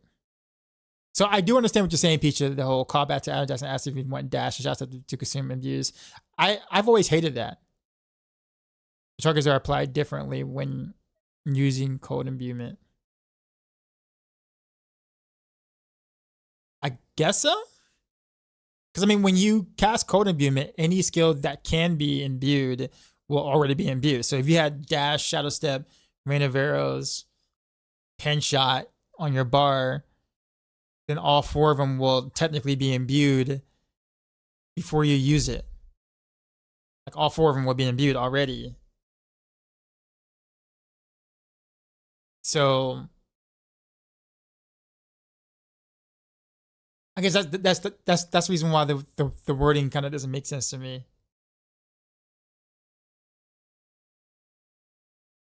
But if you cast dash, it uses its charge. So what you're saying is that it doesn't use the charge anymore? Is that what you're saying?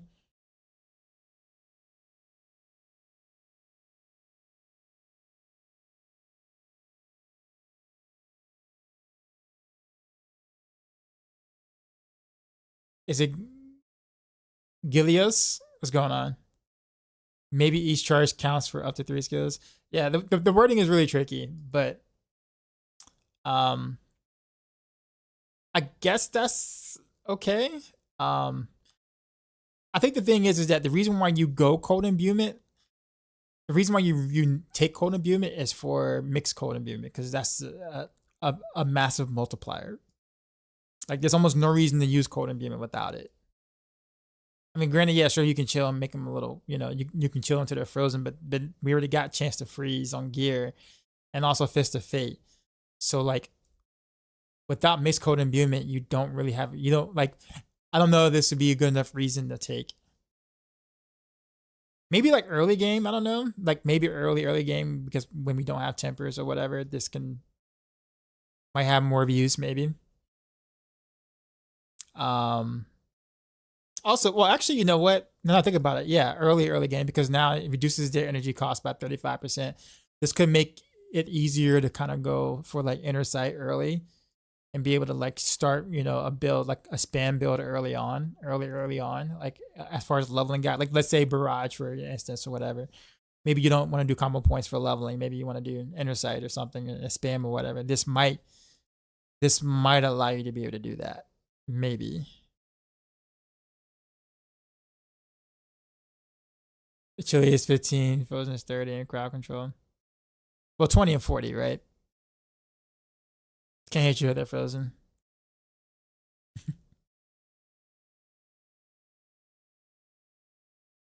So, no, man, you're good. All right.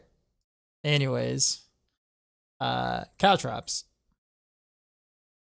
Yeah, so I think early game this would be really effective. I don't know.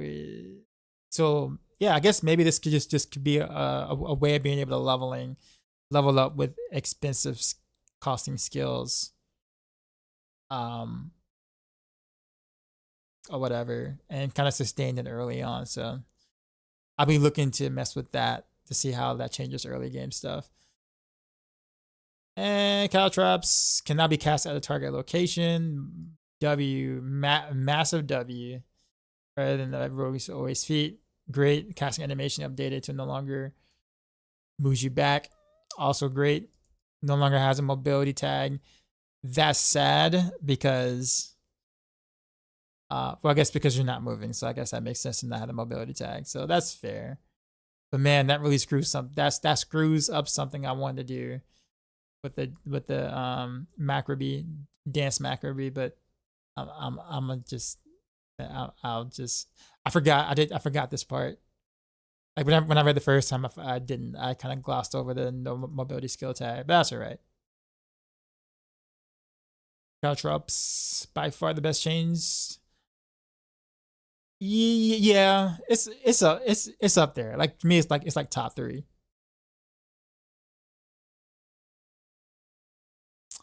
All right, Death Trap. New functionality. Enemies are pulled into Death Trap when it activates. That's not even a new functionality. That's just taking the passive that it used to have and just adding it to the base functionality. Damage increase from 250 to 300. Cool. Death Trap has an additional pull effect at rank 5 when it appears. So yeah, so this is just the other passive, right? Yeah, because see, enemies are pulled into Death Trap and it activates. Death Trap has an additional pull and effect when it. Okay, so what's the difference between this and this? Enemies are pulled into Death Trap when it activates. Death Trap has an additional pull and effect when it appears. Isn't that the exact same thing, just worded differently? Show my cart on stream. What? What part was going on? Pulls them in when it's set and then pulls again when it activates. Well, that's what the original passive was, right? Kind of thing, or they get pulled without DT activating. But then how does DT? So wait, so does the DT pull them in first and then activate? Like, Mr. Mart, what's going on? Maybe it pulls twice. I don't know. You would not buy discounted games. I mean, I can.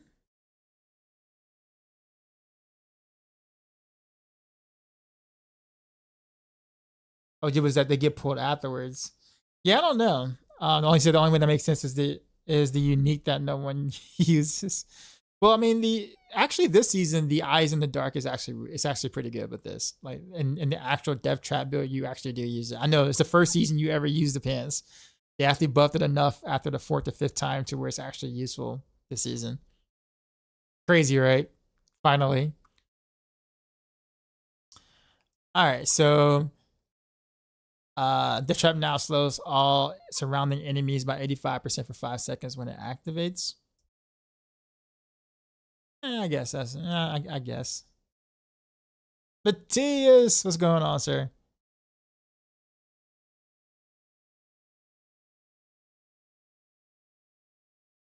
That is pretty weak, but considering how much crowd control we have, do we really care that they're slowed? Like, I don't know. All right. I guess maybe stagger, maybe. Increase stagger, I don't know. Here's how CM7 plays out for rogue. Seems like a lot of room for new bugs. Yeah. We already know, you already know Shadow Clone ain't gonna, it's gonna act up. You know that. We all know Shadow Clone is not gonna work as intended, for better or for worse. Anyhow, Shadow Step got buffed 200x to 300x, 10%x. Sure. Shadow Clone, also considered a summoning skill. We saw that. Damage from the Shadow Clone is now attributed to the rogue, allowing it more consistently trigger effect. So wait, allowing it to trigger more effects, or allowing it to consistently trigger more. So consistently trigger more effects, allowing it to more consistently trigger. What? Sorry, I'm just allowing it to more consistently trigger effects. I guess it's fine, and benefit from damage bonuses.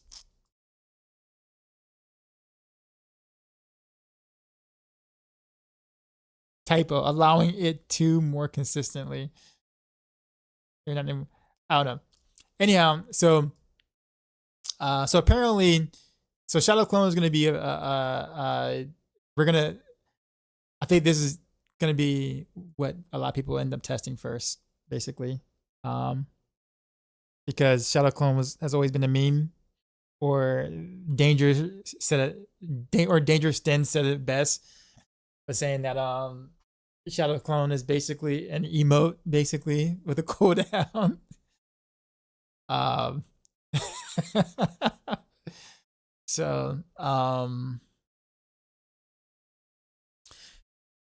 so the thing is that now Shadow Clone can proc lucky hit effects. So that means Shadow Clone can also proc victimize.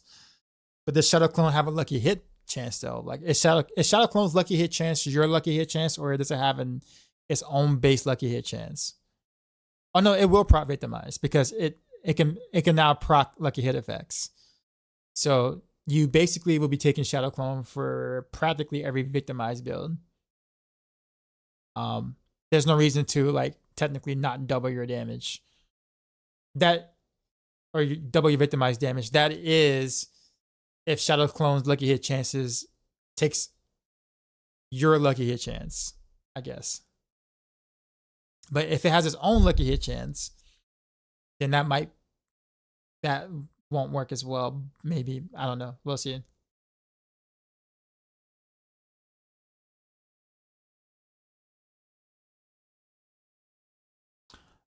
Are we supposed to be excited and logging just because Shadow Clone works as it should since day one, and because they're giving more damage to the class? Well, I mean, I think that's a little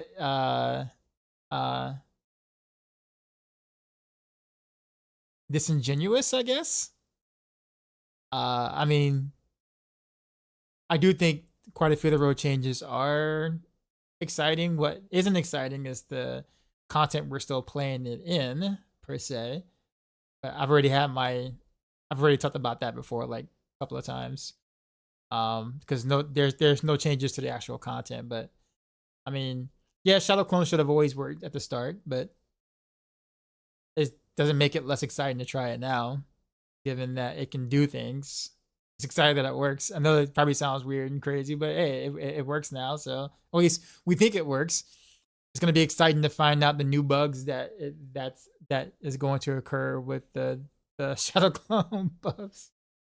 But it does allow us to be able to play around with things we normally wouldn't be able to play around with. So I guess the theorycraft is exciting. You may not like the theorycraft part of it, but some people do.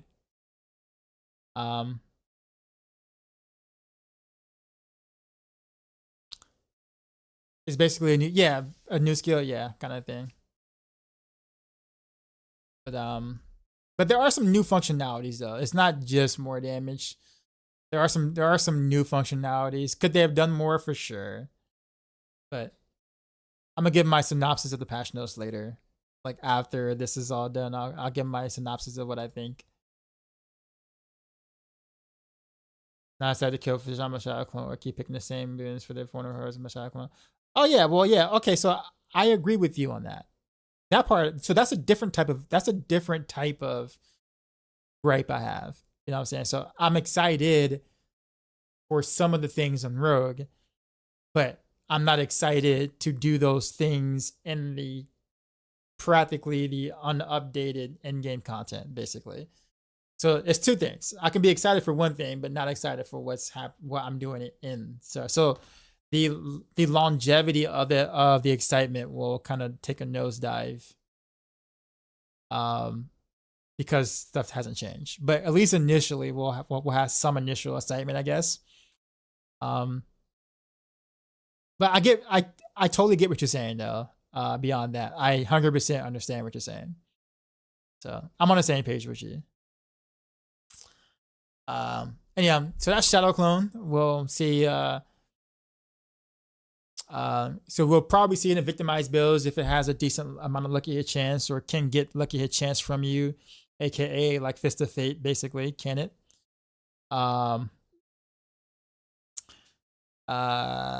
You'll probably see it if it actually does pretty decent damage. You might even see it in combo point builds, combo point precision builds, just because, you know, if it mimics your actual damage or your combo points, like if it actually, there's gonna be a lot to test with this. Like we need to figure out what truly works with Shadow Clone again. So we have to sit there and do the whole palette again and like figure out what actually works and what doesn't work. But this has the ability to be able to be a part of like almost the majority of rogue builds, except for rogue builds that require a specific ultimate.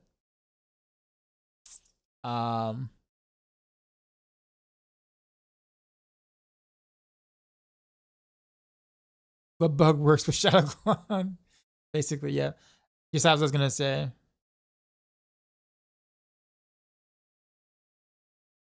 Then try 2 new builds, go back to PoE 2. Well, PoE 2 is will still be in early access at this time. So if you're a PoE vet, chances are, because most of the content is similar to what you've ever experienced in Path of Exile, you'll blast it, you know, 12 hours, 14 hours a day throughout all of December and most of January.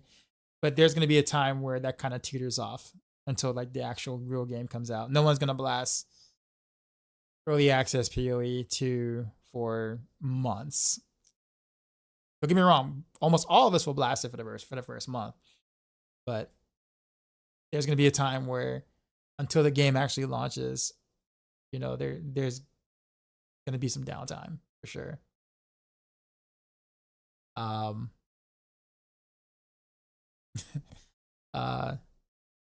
Trick Attack Shadow Clone, don't just please don't. But what Matthias said too as well, no Trick Attack Kyle, no for sad. I actually sent that feedback, by the way. Me and Mippy both double teamed the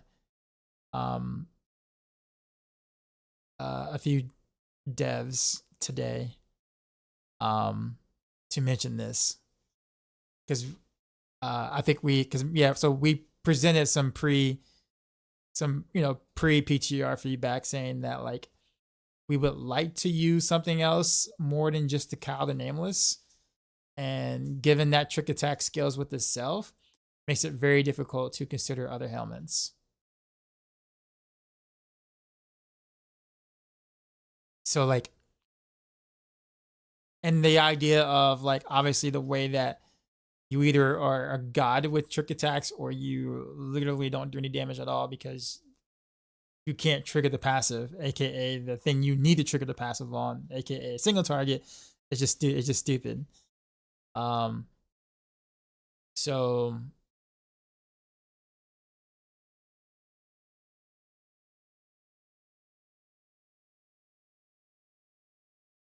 that's kind of where we're at. But yeah, we did send that. We did send that. So they need to change precision passive too. Why is it only core ultimate marksman skill? It used to be basic attack, but like it used to work on basic attacks, but that was changed. And for good reason towards the beginning of the game, because combo points was the meta for a while. And basic attack would eat up your precision stacks, meaning that you could not do combo points at all with precision, and you had no other key passive to use at the time. So I know why they made the change. They could probably expand it to somehow include basic attacks, and where if you don't want to proc it, like let's say, you know, skills that spend energy or something. So if you use Shard of Varathiel, then you can use a basic attack with it or something. But yeah. Say long-term Warfare player and then nerf all my ribbons. So I'm used to disappointment. Yeah, bro, Matthias. That was one of the first things I mentioned, because it's like there's so many different helms I want to use, especially now with the Rain of Arrows changes, what we're going to talk about in a second. I definitely want to use a different helm, but I feel like I can't because Kyle is just way too strong. One freaking one stat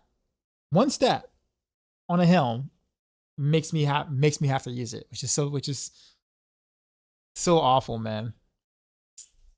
Is Shadow Clone just the Dance of Knives buff? No, Shadow Clone is a buff to a lot of things. If it actually mimics a good portion of your damage, it's not just for Dance of Knives. That'll be for a lot of skills. Because I mean, if it mimics any skills that you do, but it actually does damage, that's not just for Dance of Knives, right? But we'll see how well that actually works.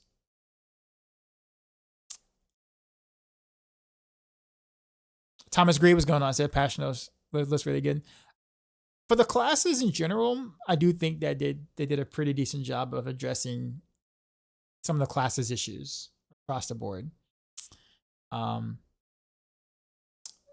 wish they would also update some of the content in the game, like the end game content in the game. You know, boons being useless or wildly varying range, where you Pit needs I'm gonna say overhaul, but some love, like definitely some love. Curious Undercity also needs some work, some love, but I do think for the classes, I think this is a step in the right direction for most of the classes. But I use Harlan Quest for Rainaville right now and got to Pit 100. Those buffs are huge if you just like spamming. How do you use Rainaville? How do you use Harlequin Quest for Rainavilles?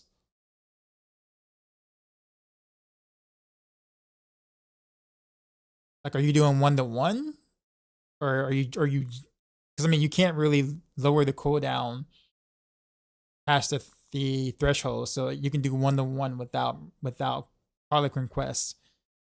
So like, see, like that's the issue. Is like, sure, you can use Harlequin Quest, but like in a build like that, Cal is still way better. Because I can do the exact same thing without the crest. It gets way more damage. That's just spiky. But honestly, I would rather use Crown, to be honest with you, but I'll talk about that in a minute.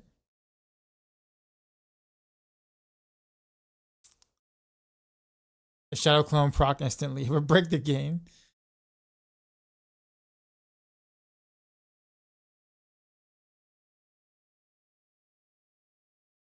You should play Flurry or Barrage. Let's just spam. Yeah, but that's 1-to-1, right? Like, isn't 1-to-1 spamming Rain of Arrows? Like, you spam 1 Barrage, 1 Rain of Arrows, right? Just like you can do 1 Flurry, 1 Rain of Arrows as well. And you can do that without the Harlequin Quest. But you still have to cast 1 core skill to be able to get your cooldown off fast enough to be able to cast Rain of Arrows. So it's like Rain of Arrows, core skill, Rain of Arrows, core skill, Rain of Arrows, core skill, Rain of Arrows, core skill. It doesn't matter which one you choose. I thought you didn't want to spam 1-on-1. Generally, you don't. Or generally, you didn't. But considering that if you crit, you can stack precision stacks sometimes.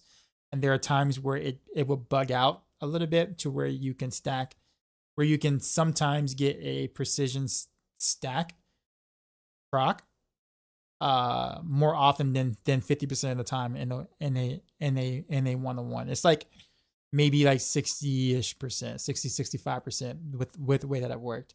So even though it wasn't ideal to do that, it was still more damage than doing a 2-to-1 over time. It's really silly how that worked out, but it is what it is. Kristen Kaz says, yeah, what should take so far? Does Rogue still exist or to delete it?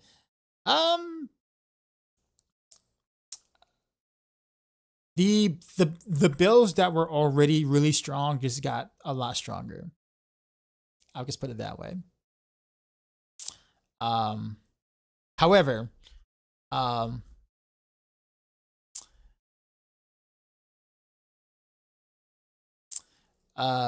talk about Rune Rails real quick, because this is something I do want to spend some time on. So now arrows immediately rain down over a large area, dealing damage and knocking all enemies, like not all enemies, for 3 seconds. So I'm assuming this is like just a bigger arrow storm, right?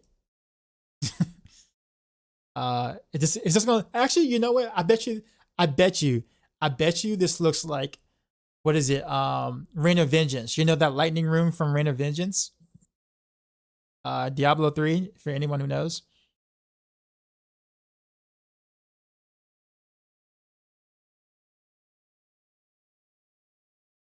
Will it make any difference if I prioritize master skill for core skill rather than the task because I'm currently using dagger for sword?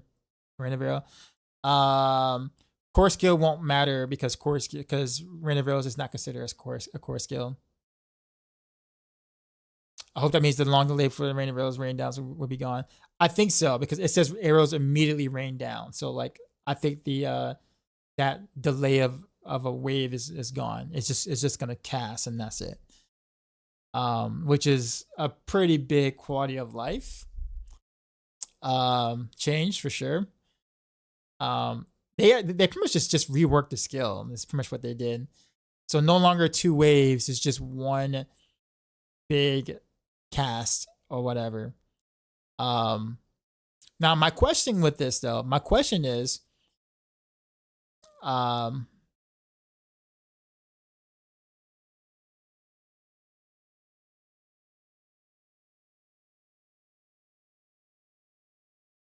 so like my question is here is, does this work with Sky Hunter still? So like, do you get like a second,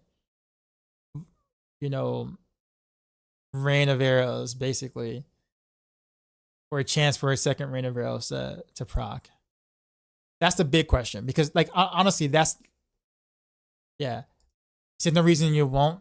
Yeah, there is. It's called Blizzard coding. That's why. that's why I'm asking. Like, I mean, it should, because it's a marksman skill, right? But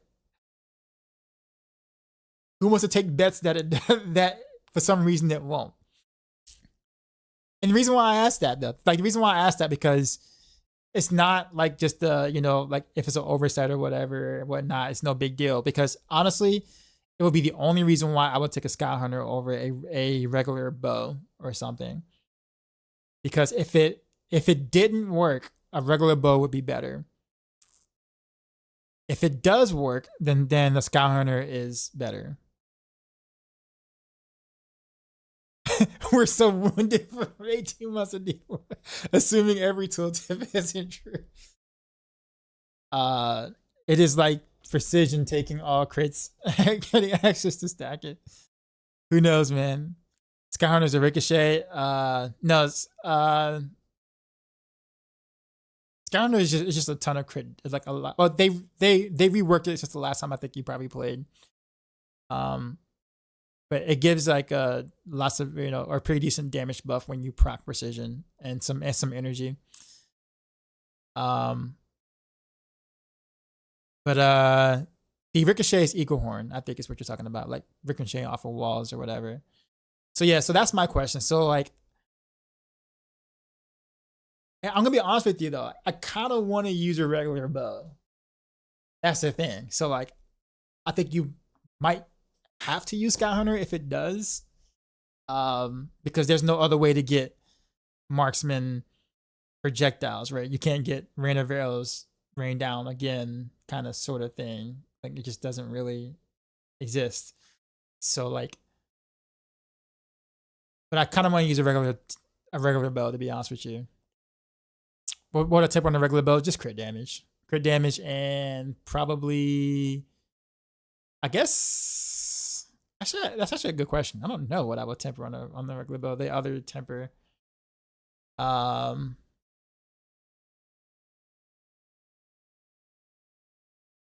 Yeah, I don't know. That's actually a good question. But I want to be able to use more what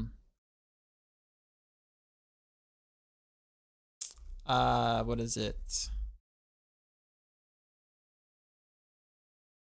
Think I'm not there. Actually, no, I skipped it. Where is it?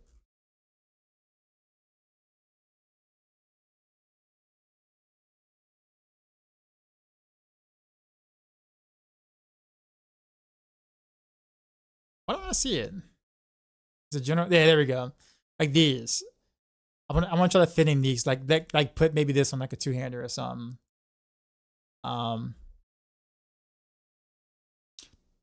It's a 50% chance for Reneville to double. Yeah, but you're also using a Word of Hakan already, so you're gonna already have a good chunk of that anyways. So Word of Hakan and like a sword basically covers you to 100 with the correct temper. So you wouldn't even need it on a two-hander. Yeah. So like, yeah, I don't know what else we could do, but I think I just would rather have more options on like a regular bow, to be honest with you. Anyhow, damage increased from 220 to 450%. So that's massive. And of course they did that because there's no longer two waves, it's one wave. So basically they're just trying to give you all that damage back into one wave, which is why they did that. Delay before impact reduced from 1 second to 0.25 seconds. So that's going to make it feel animation wise, but like just impact from the cast to the arrows hitting the ground is going to feel a lot better. And casting animation has also been smoothed out and improved. Lucky hit chance increased from 4% to 12%. Yeah, I mean, they basically just reworked this here. And this is a little interesting too. Rank 5, Rain of Arrows damage is increased by 100% of your damage to distant bonus. So they really want this to be a range build. There's also Deadeye. We'll get to that in a second. But yeah, this is Blizzard's way of saying, okay, we know range don't exist in this game, but we want to give you an incentive to play ranged. And finally, we kind of have one. Now, will this work out to our advantage? I'm not quite sure. We'll talk about this in a second, because like all these buffs, all these things seems like massive quality of life. Yeah. Also, Supreme Rain of Arrows, because this only worked on the first wave instead of both waves, or wave 2, wave 3, and wave 4. It only worked on the first wave. So now since it's only one wave or one cast or whatever, then this just, you're going to have this damage bonus all the time. So that's a pretty beefy buff to the skill itself, because, well, it works all the time now. There is some caveats to this though. So what people don't see behind this, that while all this is amazing for Rain of Arrows, and obviously my favorite build so far this season, where is it at? This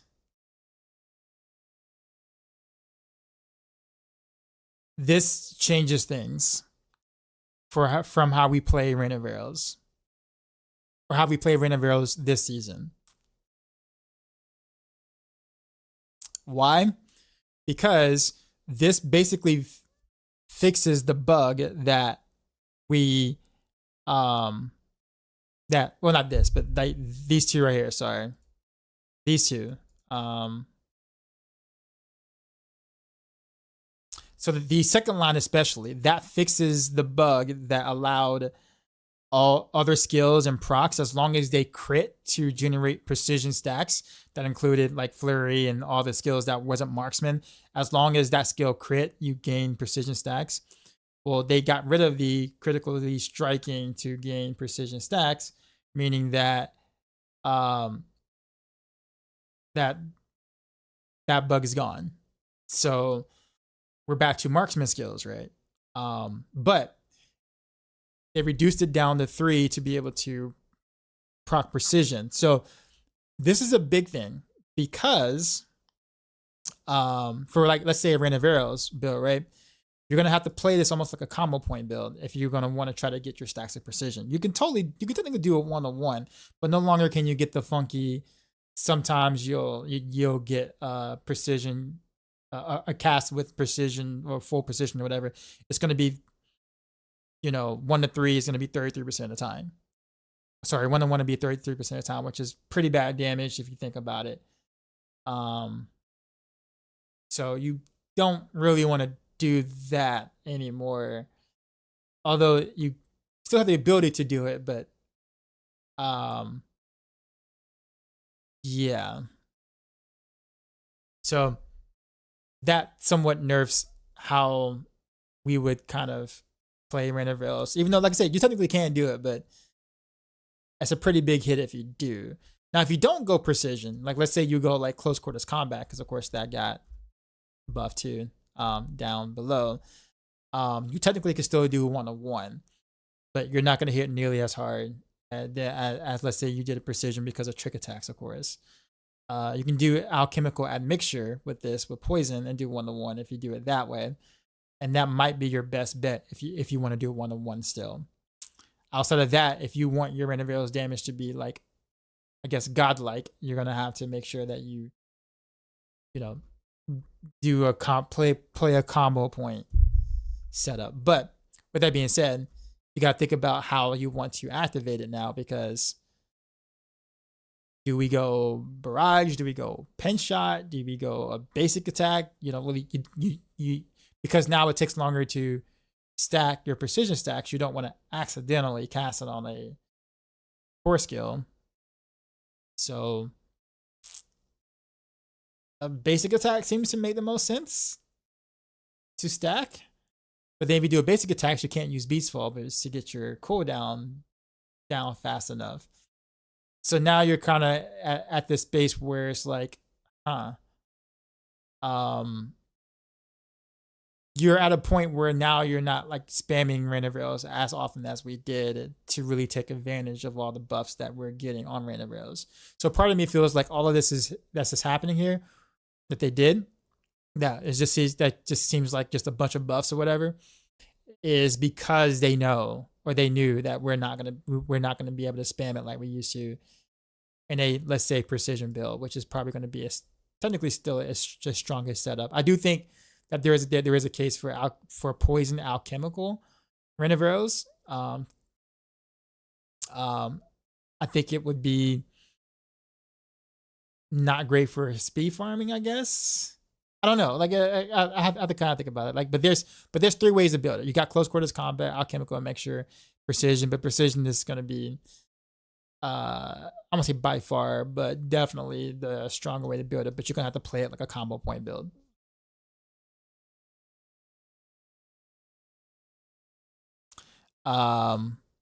So I actually want to go in game and see if I can figure out something with this. Like, I'm gonna have to go back to the drawing board and figure out how to get enough cooldown to happen to where I'm not spending so much time trying to get Rain of Veils off of cooldown, and I can spam it more often.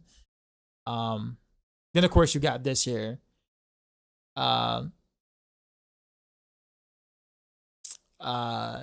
Deadeye, which is increased damage to distant enemies. So, but this Rain of Arrows damage is increased by 100% of your damage to distance bonus. Haven't done the math on it yet, but we'll kind of see whether or not, do you want to temper damage versus distant, or do you want to temper crit damage? I think that would be kind of the thing to think about going forward, because is the 100% of your damage to distant bonus worth more over time?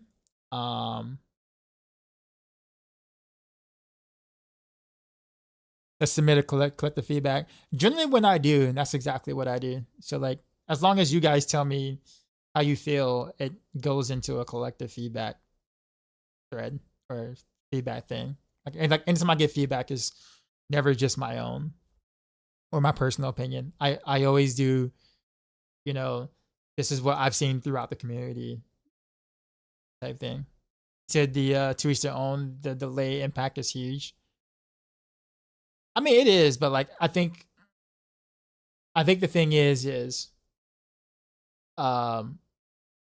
it's gonna hit harder, significantly harder, but we will be using it less. So finding the best way to be able to use it as much as you possibly can without destroying your damage is gonna be hard. Like really, really hard. We kind of got spoiled this patch being able to bug out precision stacks this season, so that's just kind of gone.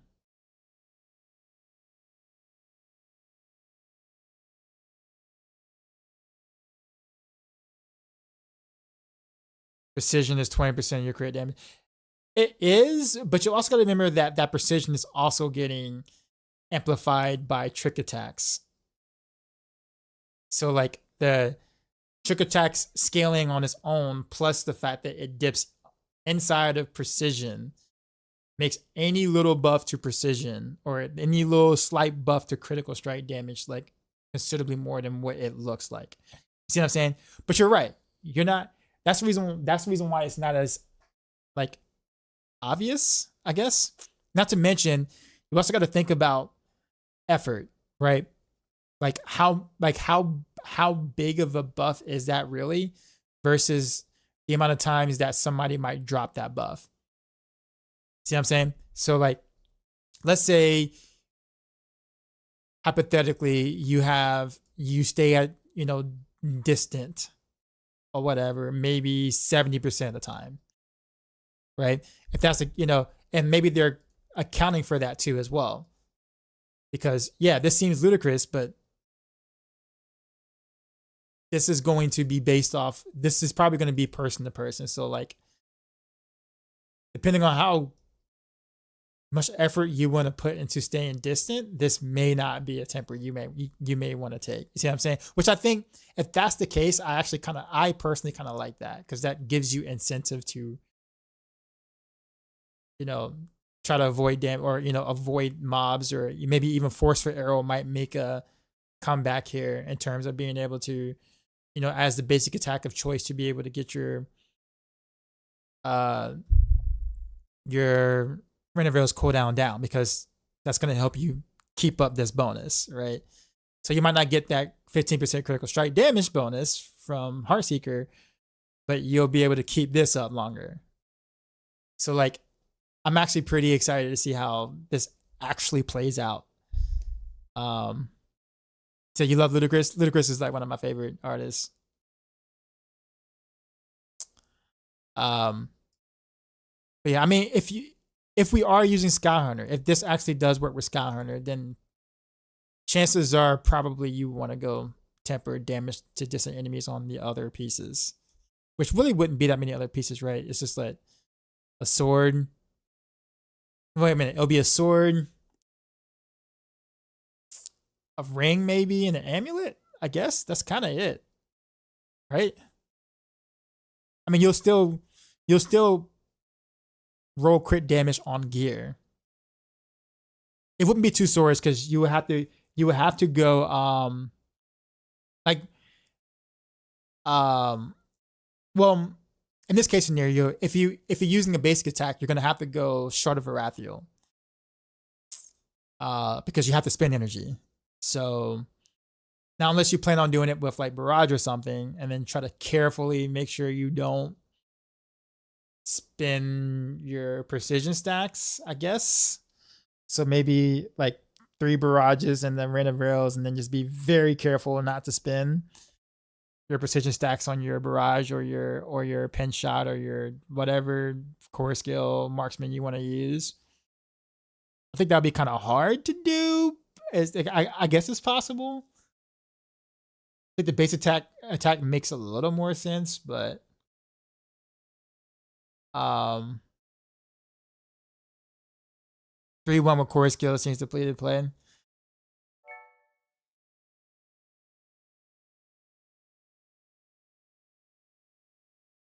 That's just gonna be pretty awful for like the like. So here's what I'm thinking.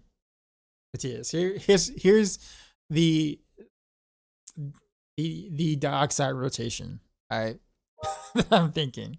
I know I'm like didn't get to any of these yet, but I'm gonna get to these in a second. But here's what I'm thinking. Now that they buffed Dance Macrobee to 75%, that's just really big, like really, really big, right? So you can do 3 Barrage, right? Or 3 Barrage or 3 Pin Shot, whatever. Probably Pin Shot because it costs more. So 3 Pin Shots, a Smoke Screen, then Rain of Arrows. So it'll be Pin Shot, Pin Shot, Pin Shot, Smoke Screen, Rain of Arrows, Pin Shot, Pin Shot, Pin Shot, Smoke Screen, Rain of Arrows. So like before you didn't want to do that because it wasn't worth the 50%. Right?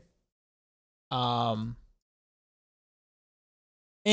now Dance Macrobee, if you do that, you can take advantage of the legendary note, and this board has damage to distant enemies in it.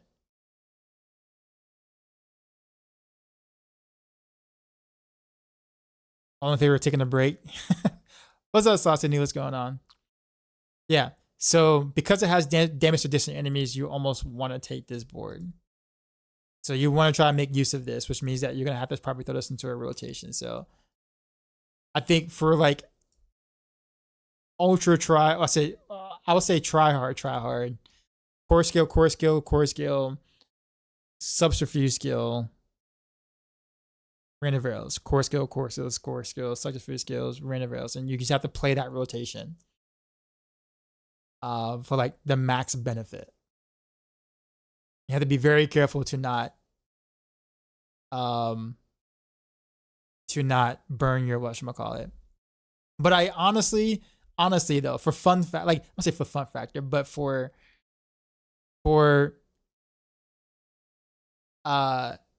something that would make more sense for the for the player base, there's got to be a way to make it work with like a basic attack in some way. I'm thinking Crown. If I can use Crown, you could probably do like 4 or 5 basic attacks or something like that with the Shard of Wrathio and Crown and be able to do it. And then you could free up the boots or whatever. So now you don't need, well, I guess you wouldn't need Beast Fall boots. No, you still would need Beast Fall boots. Actually, would you? Yeah, you would still need Beast Fall boots. If you do core skill, you would still need Beast Fall boots because I don't think you'll be able to get enough energy down fast enough.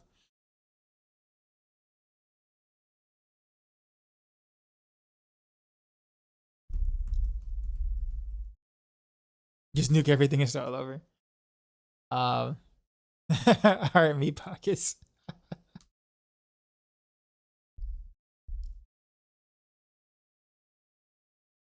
Sorry, did you say cow? I know you said cow. Cow was the only option. I said if you're using Lucian, you can't. So that's the thing. But the problem is trick attacks. You can't just not go cow until they nerf trick attacks or fix it to where it doesn't stack on top of each other. It's stupid. It's so stupid, man. I hate that. See, you see how you see how we're like pigeonholed into it. I hope they make some changes to it because again, me and Mippy we were pretty vocal about it, and you know, I can't say anything more than that.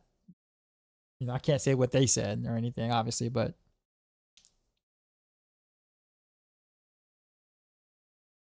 please tell me you're cooking something good. I can't play Spiritborn anymore. I mean, Spiritborn won't be nowhere near as strong as next season, so you'll have more of a reason to play other classes, I guess, if you're just wanting to play something strong. Give me 1 second, guys. I'll be right back.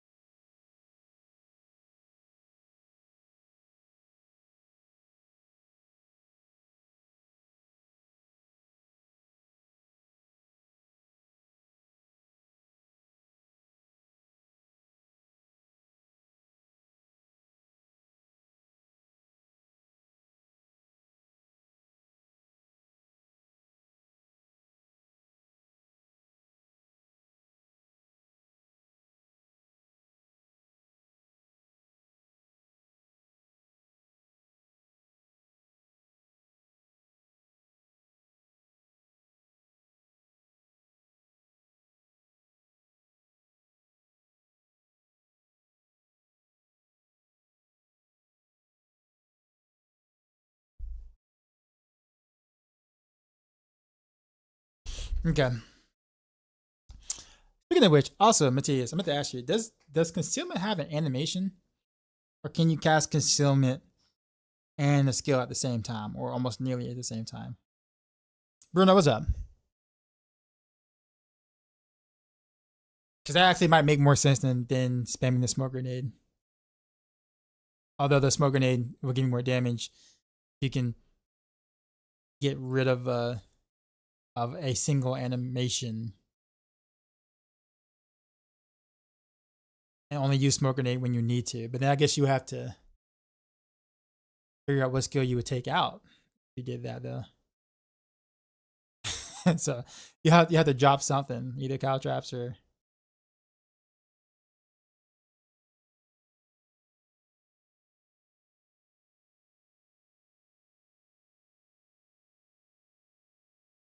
Okay, yeah, but you still have to give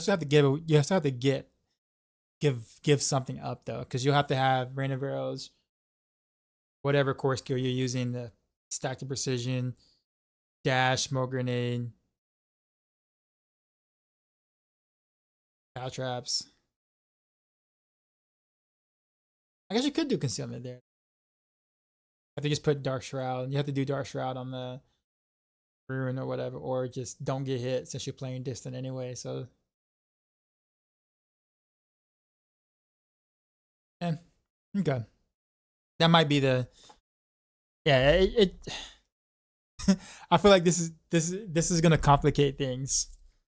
I mean, I have time. Like, I was gonna go in the game and like mess around with some stuff. But I think you might have to do Beast Fall Beast though, right? Like, you wouldn't be able to get enough cooldown off from just doing 3 core skills. Because then you'll just run into the same problem you had with the basic attack. And short of Varathiel, you'll run into that same exact issue.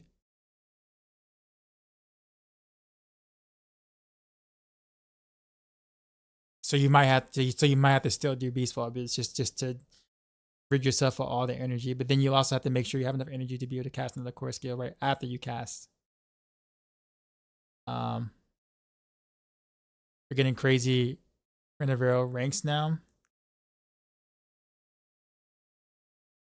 But doesn't Renaveros have like a cooldown cap though? Because like the ultimate tempers are not going to lower the cooldown anymore because temper. So I guess if you just add ranks to it, you can lower the cooldown of it by the ranks. But I know that you're capped in terms of CDR is concerned already. The moment that you put that amulet on GA,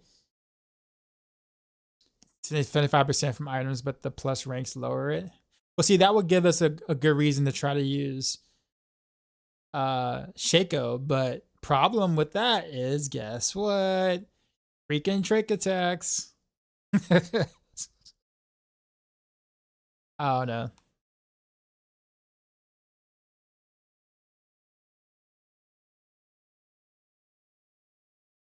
But yeah, I don't know. We might be forcing the Beast Fall again. In order to do a 3-1, we're gonna be forcing the Beast Fall and then having to try to find some way to get enough energy back after we cast that first core skill after the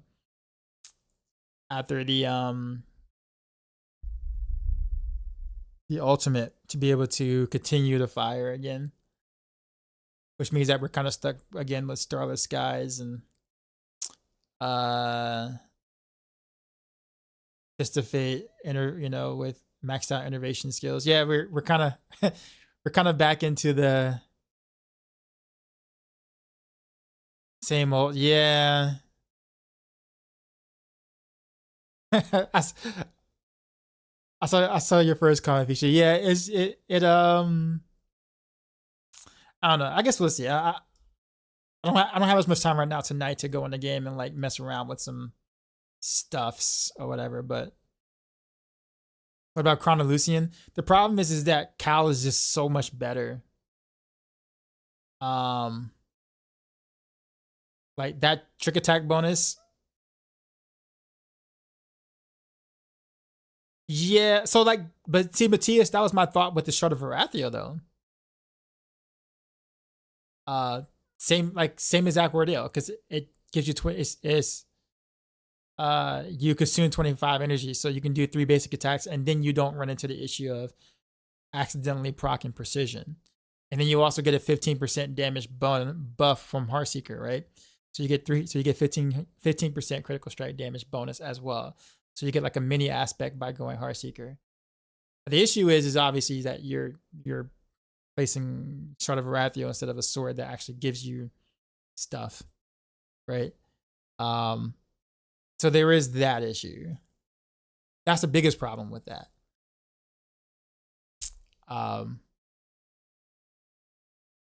But you attack fast, like, because the Shard of Varathio has like a ridiculous amount of basic attack speed, so you can technically get a faster rotation with basic attack. You see why I'm just trying to make that work. And then if you could throw in Crown, you can really make that kind of work ish. But yeah, I guess I'll ponder upon it more, but how we do this is going to be interesting, to say the least. I'm actually really hoping that this is actually worth it, because I will definitely apply the effort necessary to make sure that I have this active. And I think with Skyhunter, since we have so much crit damage already with Skyhunter and combat or whatever, and we're getting crit damage on gear, that I think the damage to distant temper is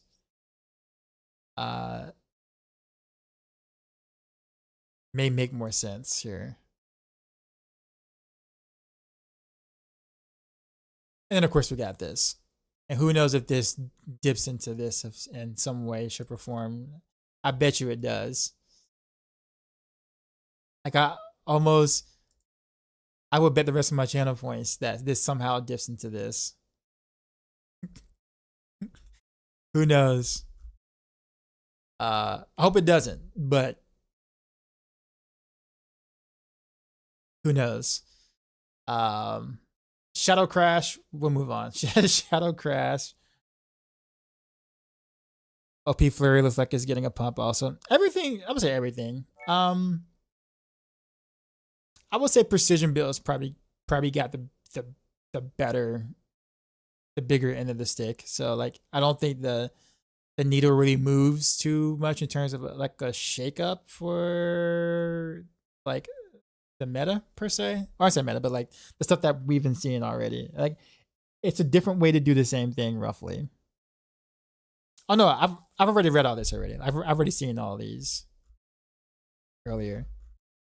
I'm just going over it with the stream, but I've pondered upon this all day. The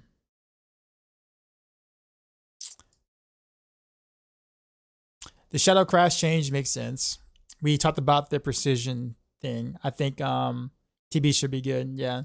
But TB's got stonks now in general. Currently with the alchemical admixture buff, of course, but the anywhere between 96% if you're attacking 4 times a second, anywhere between 96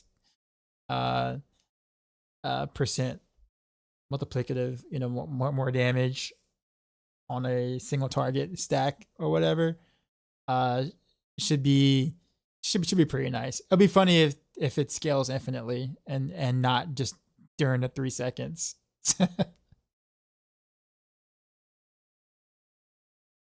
Delamar's don't say it like that. I mean, it's true, but it's the reason why I say Happy Turkey Day.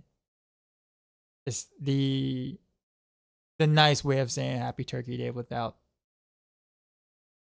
going into all the other actual meaning of Thanksgiving, but let people have their fun. Did they fix snapshotting with dancing knives? Doubt it. I haven't seen anything on the patch notes. So more on precision, by the way, because now this stacks is from 4 to 3, and they fixed the whole critically strike thing. meaning that we can no longer like generate precision for things that aren't marksman skills anymore. So that bug is automatically fixed when they did this. This hurts precision builds that isn't combo points. All good, Delamore. You good? It's not for me. I'm just saying it for chat, you know. So just trying to.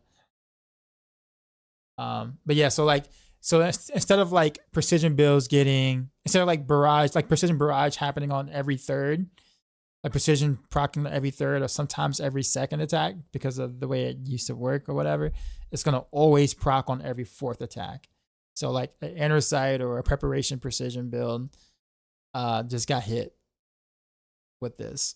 You're gonna really feel a drop off of your damage because you're just not gonna proc precision as often. Now granted, they increased the baseline critical strike damage to compensate for that, as you can see. But that's gonna feel quite awful for anything like a precision barrage or a with wind force or precision pin shot if you want to do it, inner sight pin shot, whatever. Any shenanigans you want to do that isn't combo point precision base builds. So I'm a little sad by that, but I guess I get why they did it. But whatever. True sight. This is actually decent. This is a decent buff. Will it be enough for us to consider, you know, using inner sight with the buff they did mid-season patch 2 as well? I doubt it, but because of it's all because of that 4-second cooldown. If that 4-second cooldown for inner sight wasn't there, then there would truly be some inner sight builds. Imagine Shadow Clone gets precision stats, bro. You just spoken into existence. Now you know it's gonna happen. You know it's gonna happen to PTR. I bet. You know it's gonna happen. You're like, whoopsies.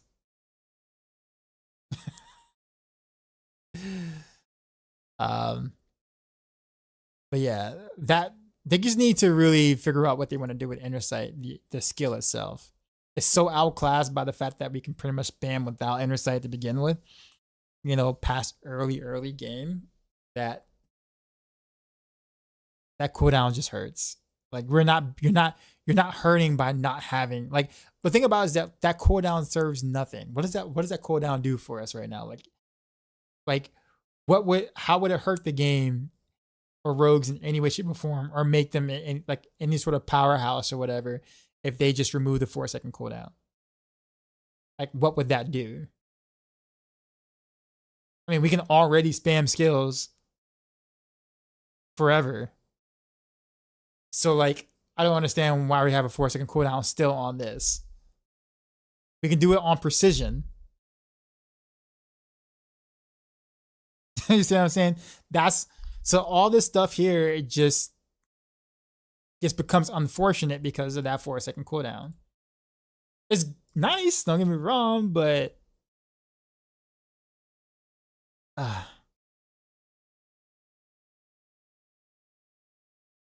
I play Path of Exile too? Oh yeah, absolutely. I have every intent on playing it on the 6 for sure. Corruption is a pretty nice buff. Not pretty nice, like a really good buff here.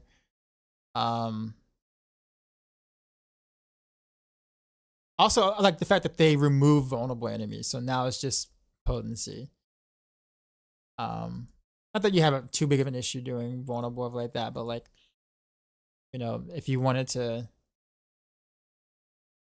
yeah, just might as well. Siphoned, damaging a vulnerable enemy, regardless of whether it's a basic skill or a regular skill or whatever period, has a chance to drop healing potions. All right. Stolen vigor time between unstoppable buffs reduced from 8 seconds to 6 seconds. I haven't really played around with Stolen Vigor that much, honestly. But this is, I guess, nice to have. It's very rare that I get crowd control anyway, like unless I do something stupid, which is fine. Parents with the sub, appreciate you, sir. How are you doing, man?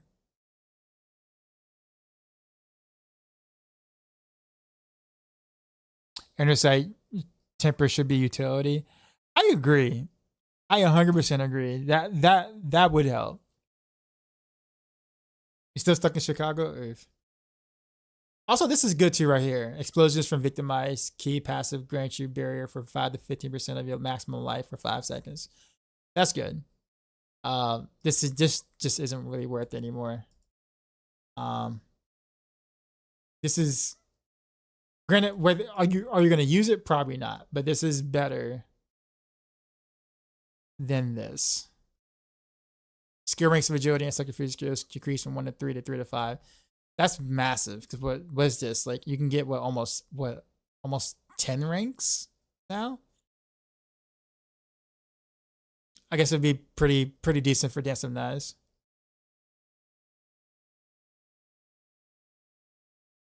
Rogue need a timeout aspect so that we can pause the boss battle for the inner sight to go down.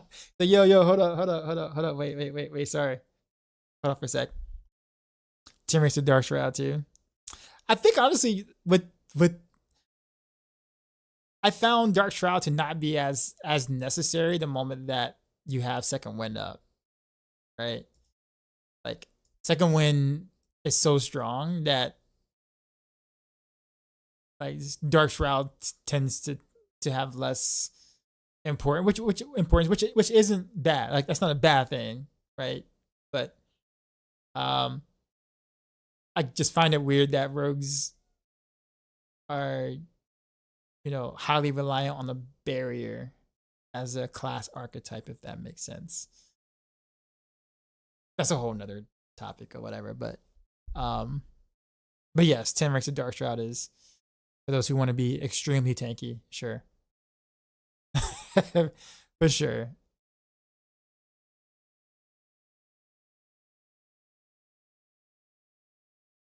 We can still make the old school poison trap, death trap builds viable again. Did poison trap, death trap? I mean, you did poison trap to get the cooldown off of death trap. But since now we don't need to do that, or we haven't needed to do that to spam death trap, then there's no reason for the poison trap. For that purpose, that is. All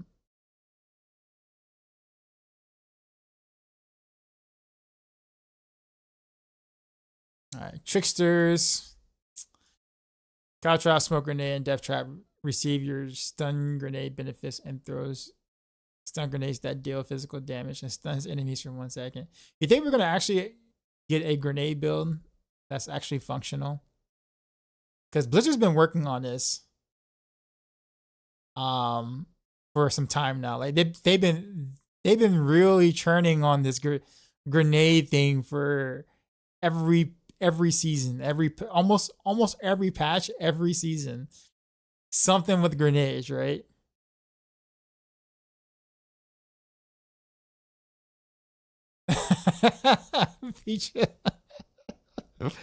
So that's just the DT. But I mean, pretty much, yeah. But I'm just saying they try hard. They try hard all the time, and we're just like, nah, most of the time. Grasp of Shadow. Skill ranks of core skill affix is now skill ranks of marksman and cutthroat skills. So actually, with that being said, Matthias, now that I think about it,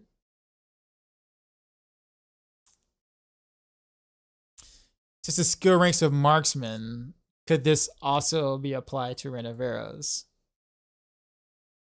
We want to try to lower the cooldown as low as we possibly can. Granted, we probably wouldn't care much about the rest of this. Well, actually, I don't know. Can a Shadow Clone cast Renoveros?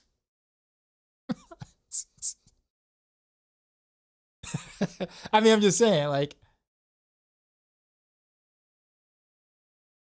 So like damaging enemy with the marksman or cutthroat skill has up to a 24 to 44% chance to summon a shadow clone that mimics the skill. So could it technically cast Rain of Arrows? It is a marksman skill.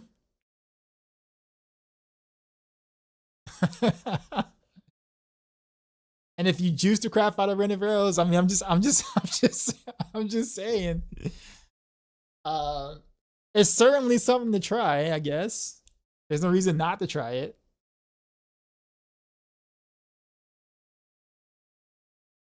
Oh, sorry, wait a minute. It's not even like a hit anymore. It's just casting a marksman or, yeah. So I have up to a 50% chance. So there's a 50% chance that it casts Rain of Arrows.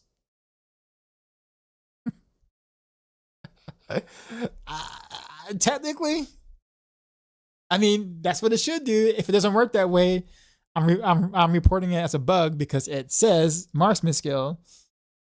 So, and marksman ranks. So I'm just saying.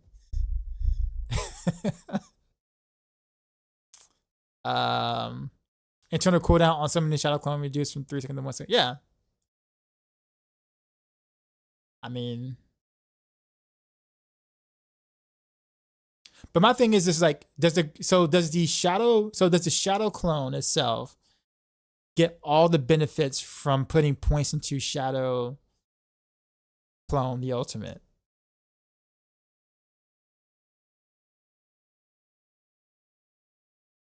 The question is imitated imbuement worse for grass plus shadow imbuement?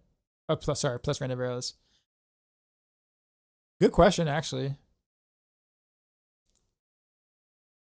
But I wonder if putting points into Shadow Clone gets the benefit, or does this Shadow Clone get the benefit of the points that you put into Shadow Clone in the skill tree?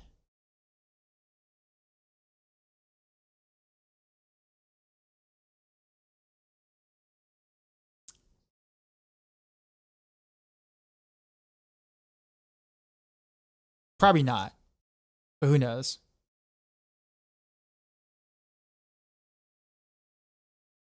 You can't put any points into Shadow Clone. Oh, that's right. Well, no, you can. Can't you do that with like? Well, technically speaking, you can do it with Vex, right? Vex, the Vex rune. Then there's. I guess you wouldn't be putting points into it, but you can get points, right? Also gain 4 additional ultimate skill ranks. So Vex plus this should give you what? Well, I mean, I don't know. Yeah. I guess. It needs to have ranks first. Okay, Vex one word. Okay. All right. I guess we were cooking too hard there. We added too many ingredients. I'm sorry. Need to throw it out and start all over. It's all right. Besides Spiritborn, what other classes would I recommend? New to Diablo. Depends on the archetype you like to play. It's kind of hard. It's kind of hard to say. Like, what do you find, or what do you think you would? What is fun for you? Like, when you play an action RPG, what do you imagine doing?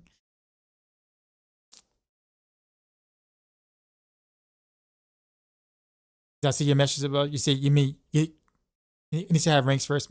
You mean multiple ultimates?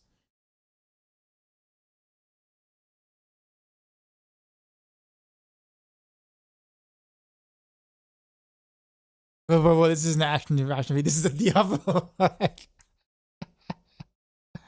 Oh, Scoundrel's Leathers. Okay, gotcha. Oh, I'm sorry. I didn't. Oh, that message. Does the change to Scoundrel's Leathers give ranks to DT if you have plus core skills on gloves, starless here or air? I don't know. That's actually a good question. I mean, that would give Scoundrel's Leathers more value. So you could play a Shadow Clone Rain of Arrows, but yeah. I'm gonna try it. I'm legit gonna try it. I mean, there's no reason not to at least experiment and see what actually happens. I mean, more cooldown for rain of arrows for one. The clone can also fire the rain of arrows, supposedly, according to how it's worded. Could make some absolutely insanely busted. And then of course, if the clone actually does a good bit of your own damage, that the glove just becomes by far best in slot. Like, not even close.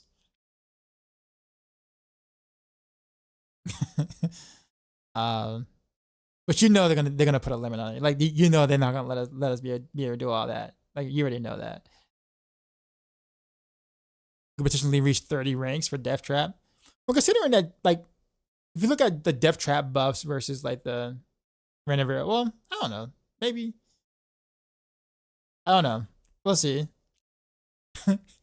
I mean, Shroud of False Death is pretty hard to overcome in general. So like that, 30 ranks would do it for sure. Can't wait till we find out that a clone can make another clone. The clone can clone itself. So the clone can proc shadow, can proc shadow grass. Is that what you're trying to say? Like the so can it's gonna be a fun PTR. Well, like you said, Matty, there's many new ways or many new bugs to explore. Right. Which bugs are we gonna find on PTR for sure? Infinite diffing, yes. All right, so all of these here, I'm gonna have to go through this pretty quick because I definitely got to go. But Word of Hakan additionally grants 30-50% increased damage to distance bonus. Is that an additive?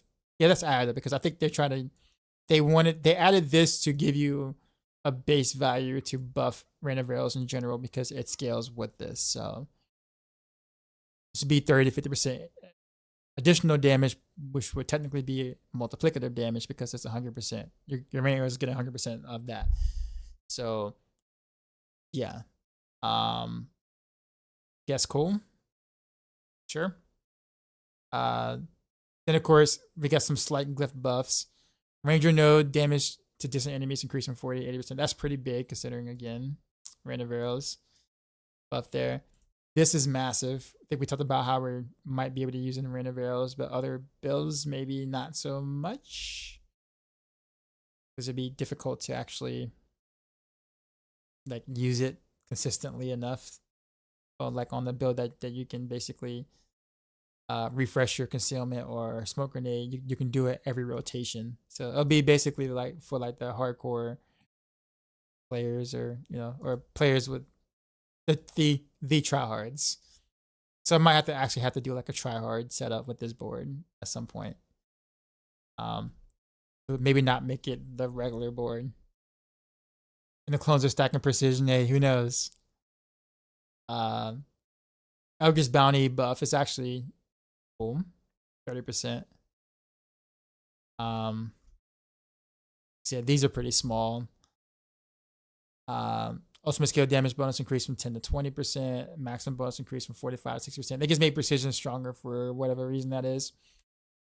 I'm assuming just because now we can't use Yom to proc no witness, that they just gave it a buff for whatever reason. I guess sure.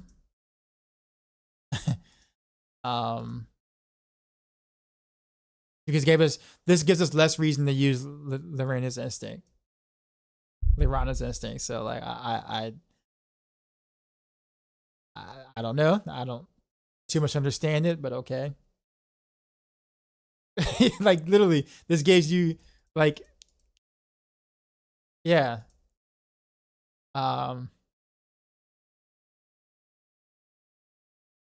Imbuement abundance, which is really changed to utility.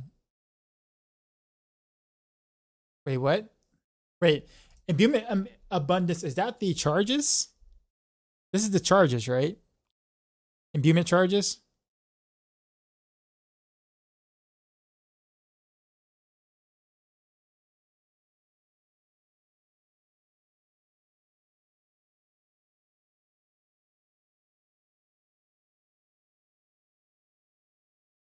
Like if I'm not mistaken, that's imbuement charges, right? I guess I can go to my planner.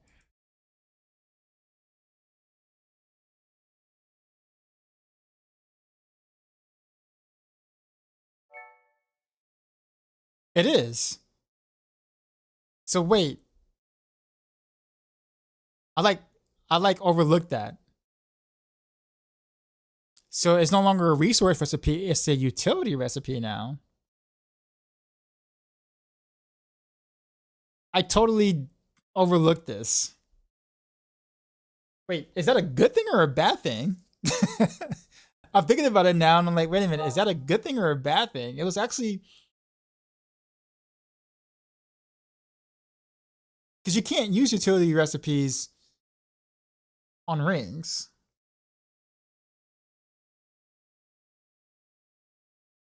But I guess on Rogue, we really don't have too many slots. Well, I guess now we can do it on chance for clone to do double damage and for clone to cast double damage from skills. I think clone can't do double damage. I think that was one of the things that they can't do. It's a good thing if you can apply on other pieces. Yeah, that's gonna be tough though.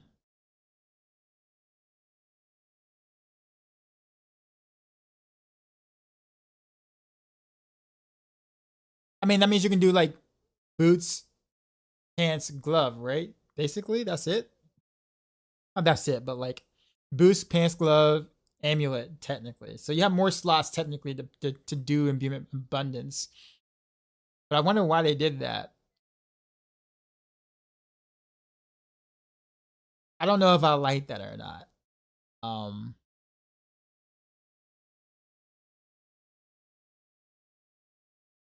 Yeah, I gotta like sleep on it. I don't know if I don't know if I like that change. Um, I think for rapid fire, I think it'll be great for rapid fire. In fact, it'd be dope for rapid fire. And then I think about it because you can technically do cold imbuement again. You can literally just throw it on like a boot or whatever, and then masterwork cold imbuement. Yeah, because like because like what else are you gonna masterwork or what else are you gonna like triple crit on the boot that you need? Like we would triple crit the dex because it was like the best option technically, usually, or depending on the build you're playing. I guess Flurry, size or something like that, or twisting blades returning thing. But yeah, I think honestly you can temper. Yeah, because you really couldn't masterwork imbuement cast because you had other spots. You had crit damage that like tempered crit damage you would want to masterwork, or tempered vulnerable that you want to masterwork. So yeah, you can literally throw those in the boot and then triple masterwork it. And I think about it. Same thing with pants. If you wanted to go that route, you can get ridiculous amount of cold imbuement while being able to do Starless Skies and Scoundrel's Kiss at the same time. So now you just buff rapid fire technically, because there's no reason not to go cold imbuement. I'm not saying that no reason, but like if you wanted to go a conditional rapid fire and get that burst damage back, you can easily do that and still fit in both of those two non-legendary rings.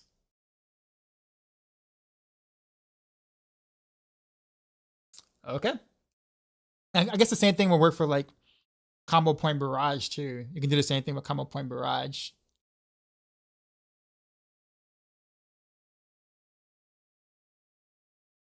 You can even do like, now I think about it, I'm trying to think of like all the things you can do, like maybe like a victimize. No, well, no. Well, no, that's your damage. I don't know. No, you could do it with like barrage victimize, because then you can just add extra cold tempers and just go make your. Actually, I don't know. I don't know. I gotta think about that for a bit. But yeah, I totally missed this change. I don't know how I did not see this. So I guess it could be a good thing, only because it can go into slots in which aren't that important, or not as important as, like, let's say a ring slot or jury slot, in which you could or would want to masterwork something different. I don't know. We'll see. Remove movement speed affix. Thank God. Stun grenade size affix removed. Utility recipe stun grenade size affix added. Oh wait. Okay, so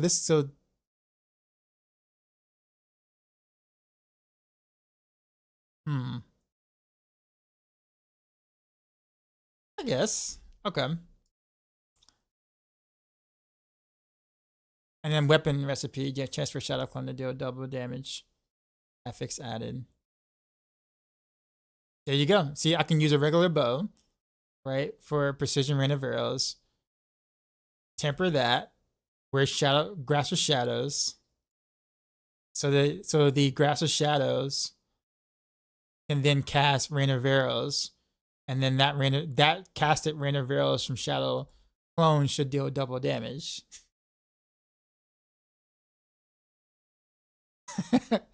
You see all this the spaghetti I just did?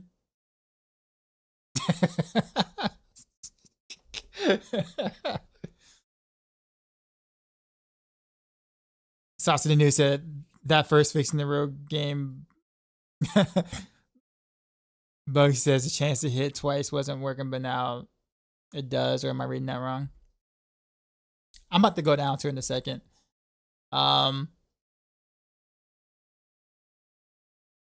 Nightmare Dungeon changes. Nightmare Dungeon stuffs. Instance buffs. I never really cared much about instance in general, but some of these are actually pretty decent. That's a Red Enemy bus is nice. Obviously for OP builds, overpower builds, of course. Maximum resistance is actually pretty nice. Loot updates. Just for system an item to drop has been increased. So this is stuff he said on the campfire chat already. Chances for an internal compass to drop from the following sources have been decreased. The chance to acquire one from chests has been increased. A new whisper cache has been added. Collection keys just to include 3 internal compasses and 3 nightmare dungeon signals. That's actually a good thing. That's good. They already mentioned this on the stream too as well. The greater crafting whisper cache has been adjusted. It's now normal, so it appears more often. That's actually very good.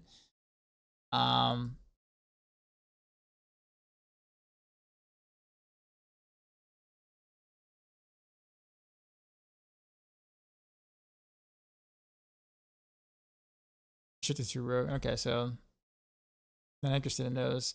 Summons and minions update.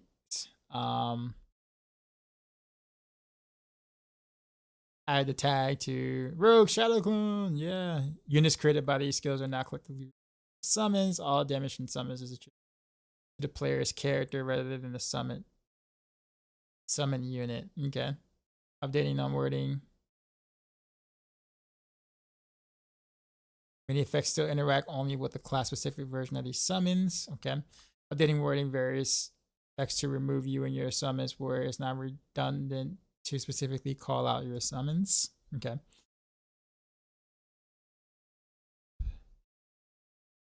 So summon skills have behaved inconsistently across the classes, making it hard to know how to scale their damage and or what effects would interact with the summons. Well, yeah. This update aims to standardize their interactions across the board by attributing the damage they deal to the player rather than the summon unit. Good. This means that the damage from your summons will be able to trigger all of your lucky hit effects. There's the vulnerable, right? That's what I'm about. And interact with all your damage we'll see how true that really is. all of your damage modifiers, multipliers, and triggers. Note that the effects such as Ring and Mandolin still probably increase their damage output based on necro stuff.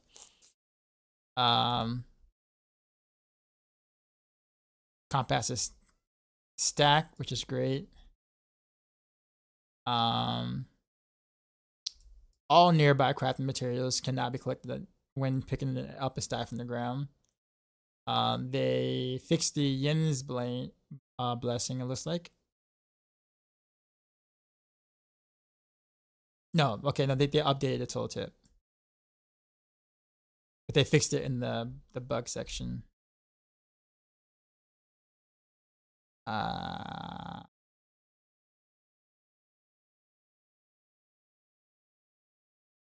Bull didn't pull as many enemies as intended.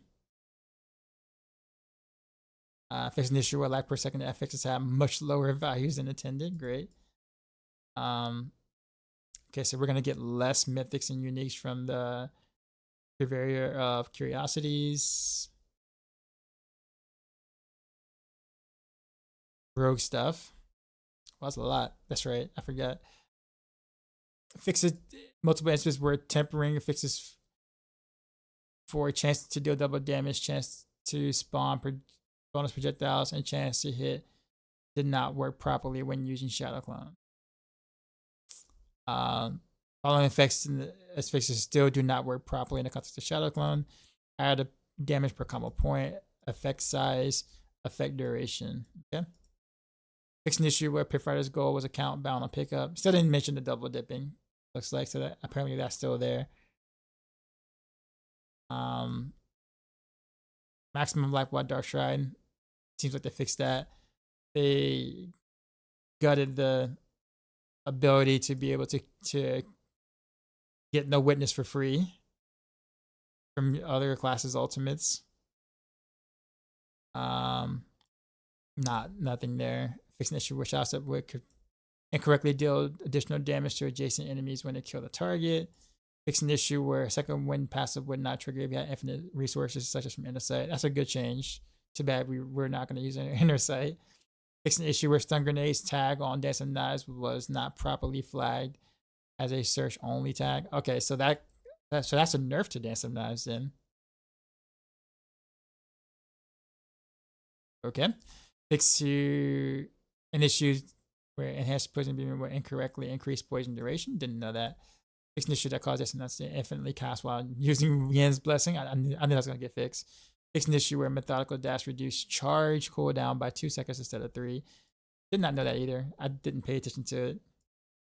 Fix an issue where multiplicative damage to close enemies was not being properly accounted for in the bonus from close quarters key passives such as turf and closer gifts. This makes me think that like they are intentionally wanting victimize and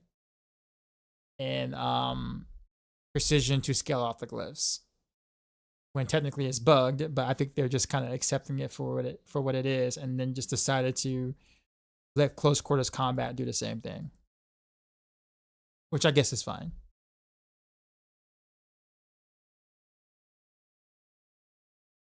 That fix doesn't mean clone double dips, double damage from random arrows. Basically saying that clone will proc a con's double damage while also having the possibility of itself doing double damage. I don't know. I guess we're gonna see in the PTR. Fixing the issue where rapid fire projectiles with scoundrel's kiss couldn't hit certain stationary enemies. Fixing an uncommon issue where preparation wouldn't reduce your ultimate skill cooldown by the appropriate amount. That wasn't really uncommon. That was pretty common. Fixing the issue with Shadow Condors could trigger lucky hit effects. Well, that is. Yeah. It had a very good use because of that, but they it's a bug causing Ravager to aspect the game its bonus multiplicatively with each stack of itself. Well, new boots means you're probably not gonna use that as much. Or maybe that can go on an amulet or something. I don't know.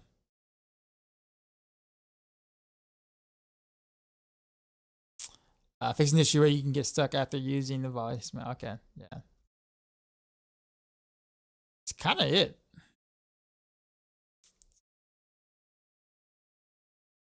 Yeah, it's pretty much it. So overall synopsis of the Rogue stuff before I take off here. There are quite a few good changes in there.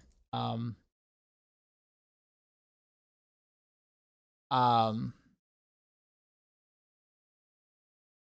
do think some bugs not being fixed, such as trick attacks, kind of sort of still pigeonholes us into certain ways to build, and also still kind of puts precision builds on in the front of the pack for rogues in general. I think it'll be kind of hard, not hard for other builds to compete per se, but like I don't think there'll be too much of a shakeup really. In terms of like the stuff that we've already seen. So I think the builds, the type of builds, or the concept of builds like rapid fire, random rails, those kind of things, I think those are all gonna be still kind of like your better builds. And I guess you could say this is also the season of the ultimate, because there are a lot of ultimate skills that are getting a lot of love there too as well.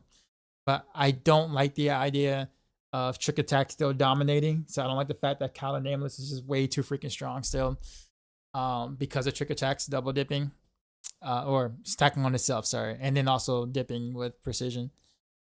And then also I don't understand why Laurent, like why Inner Sight still isn't really getting the proper love. Like I feel like they're just tiptoeing around it and just not fixing what really is the problem with Inner Sight. I don't understand why they just don't just give us infinite energy at this point. Well, not infinite, sorry. Just remove the cooldown. Like we get infinite energy anyways. You know, if someone wants to use a whole specialization to do it, why not? Like I don't really understand at this point. I understood it before, but not now. Not with the way it is now. I don't understand. So we're gonna cook next season. I think there'll be some pretty fun things to experiment with, for sure. And also,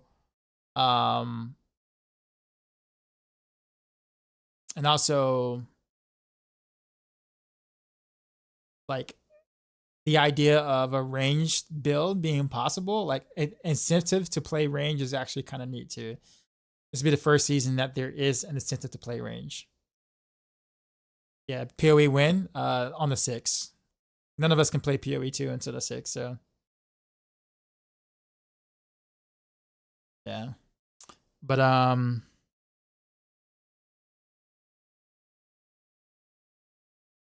trying, but it's not working.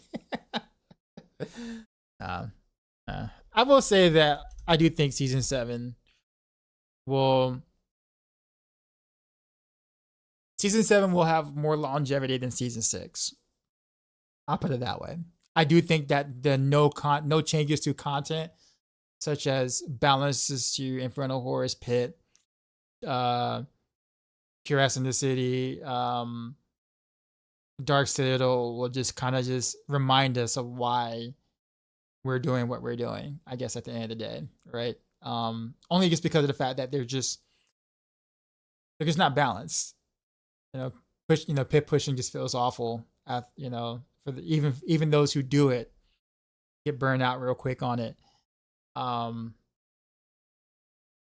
don't know. So cool new toys, but in-game content that isn't being updated.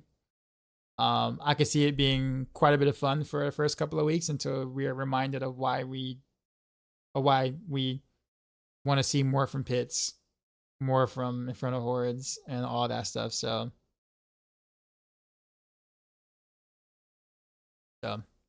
we'll see. I still think it'll be better than season 6 for sure. I guess that's a W overall, but it'll be fun. We'll play around with stuff in the PTR. I'm going to I won't stream tomorrow night. So on Turkey Day, I'm calling it Turkey Day. I'm not gonna stream on Turkey Day.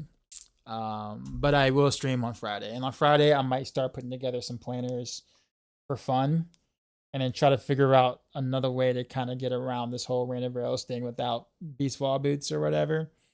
Trying to see how to really make that work in a sense.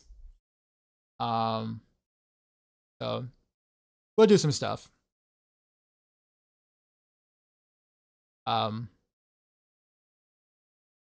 Yeah, but that'll be Friday. We'll do that on Friday, and then hopefully new game. I know I wasn't here yesterday, but I guess wasn't feeling well yesterday, so I had to take the day off. But anyhow, enjoy H Crypt. He's a cool guy. He hangs around here quite a bit. He also had a double hernia surgery, so he's still recovering. He had his much more recent than I had mine. But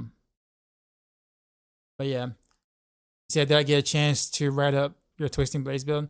I posted it in my Discord to the one guy who asked. I'm not gonna do like a. I mean, there's not gonna be a Maxroll guide or anything on it. It's just literally was just for fun. But I did do a planner. Here you go. I'm glad I can see your face in big mode. Is preparation still capped at 10 seconds next season? Don't know. We'll see. We'll see. Like, but anyhow, wait. What happened to my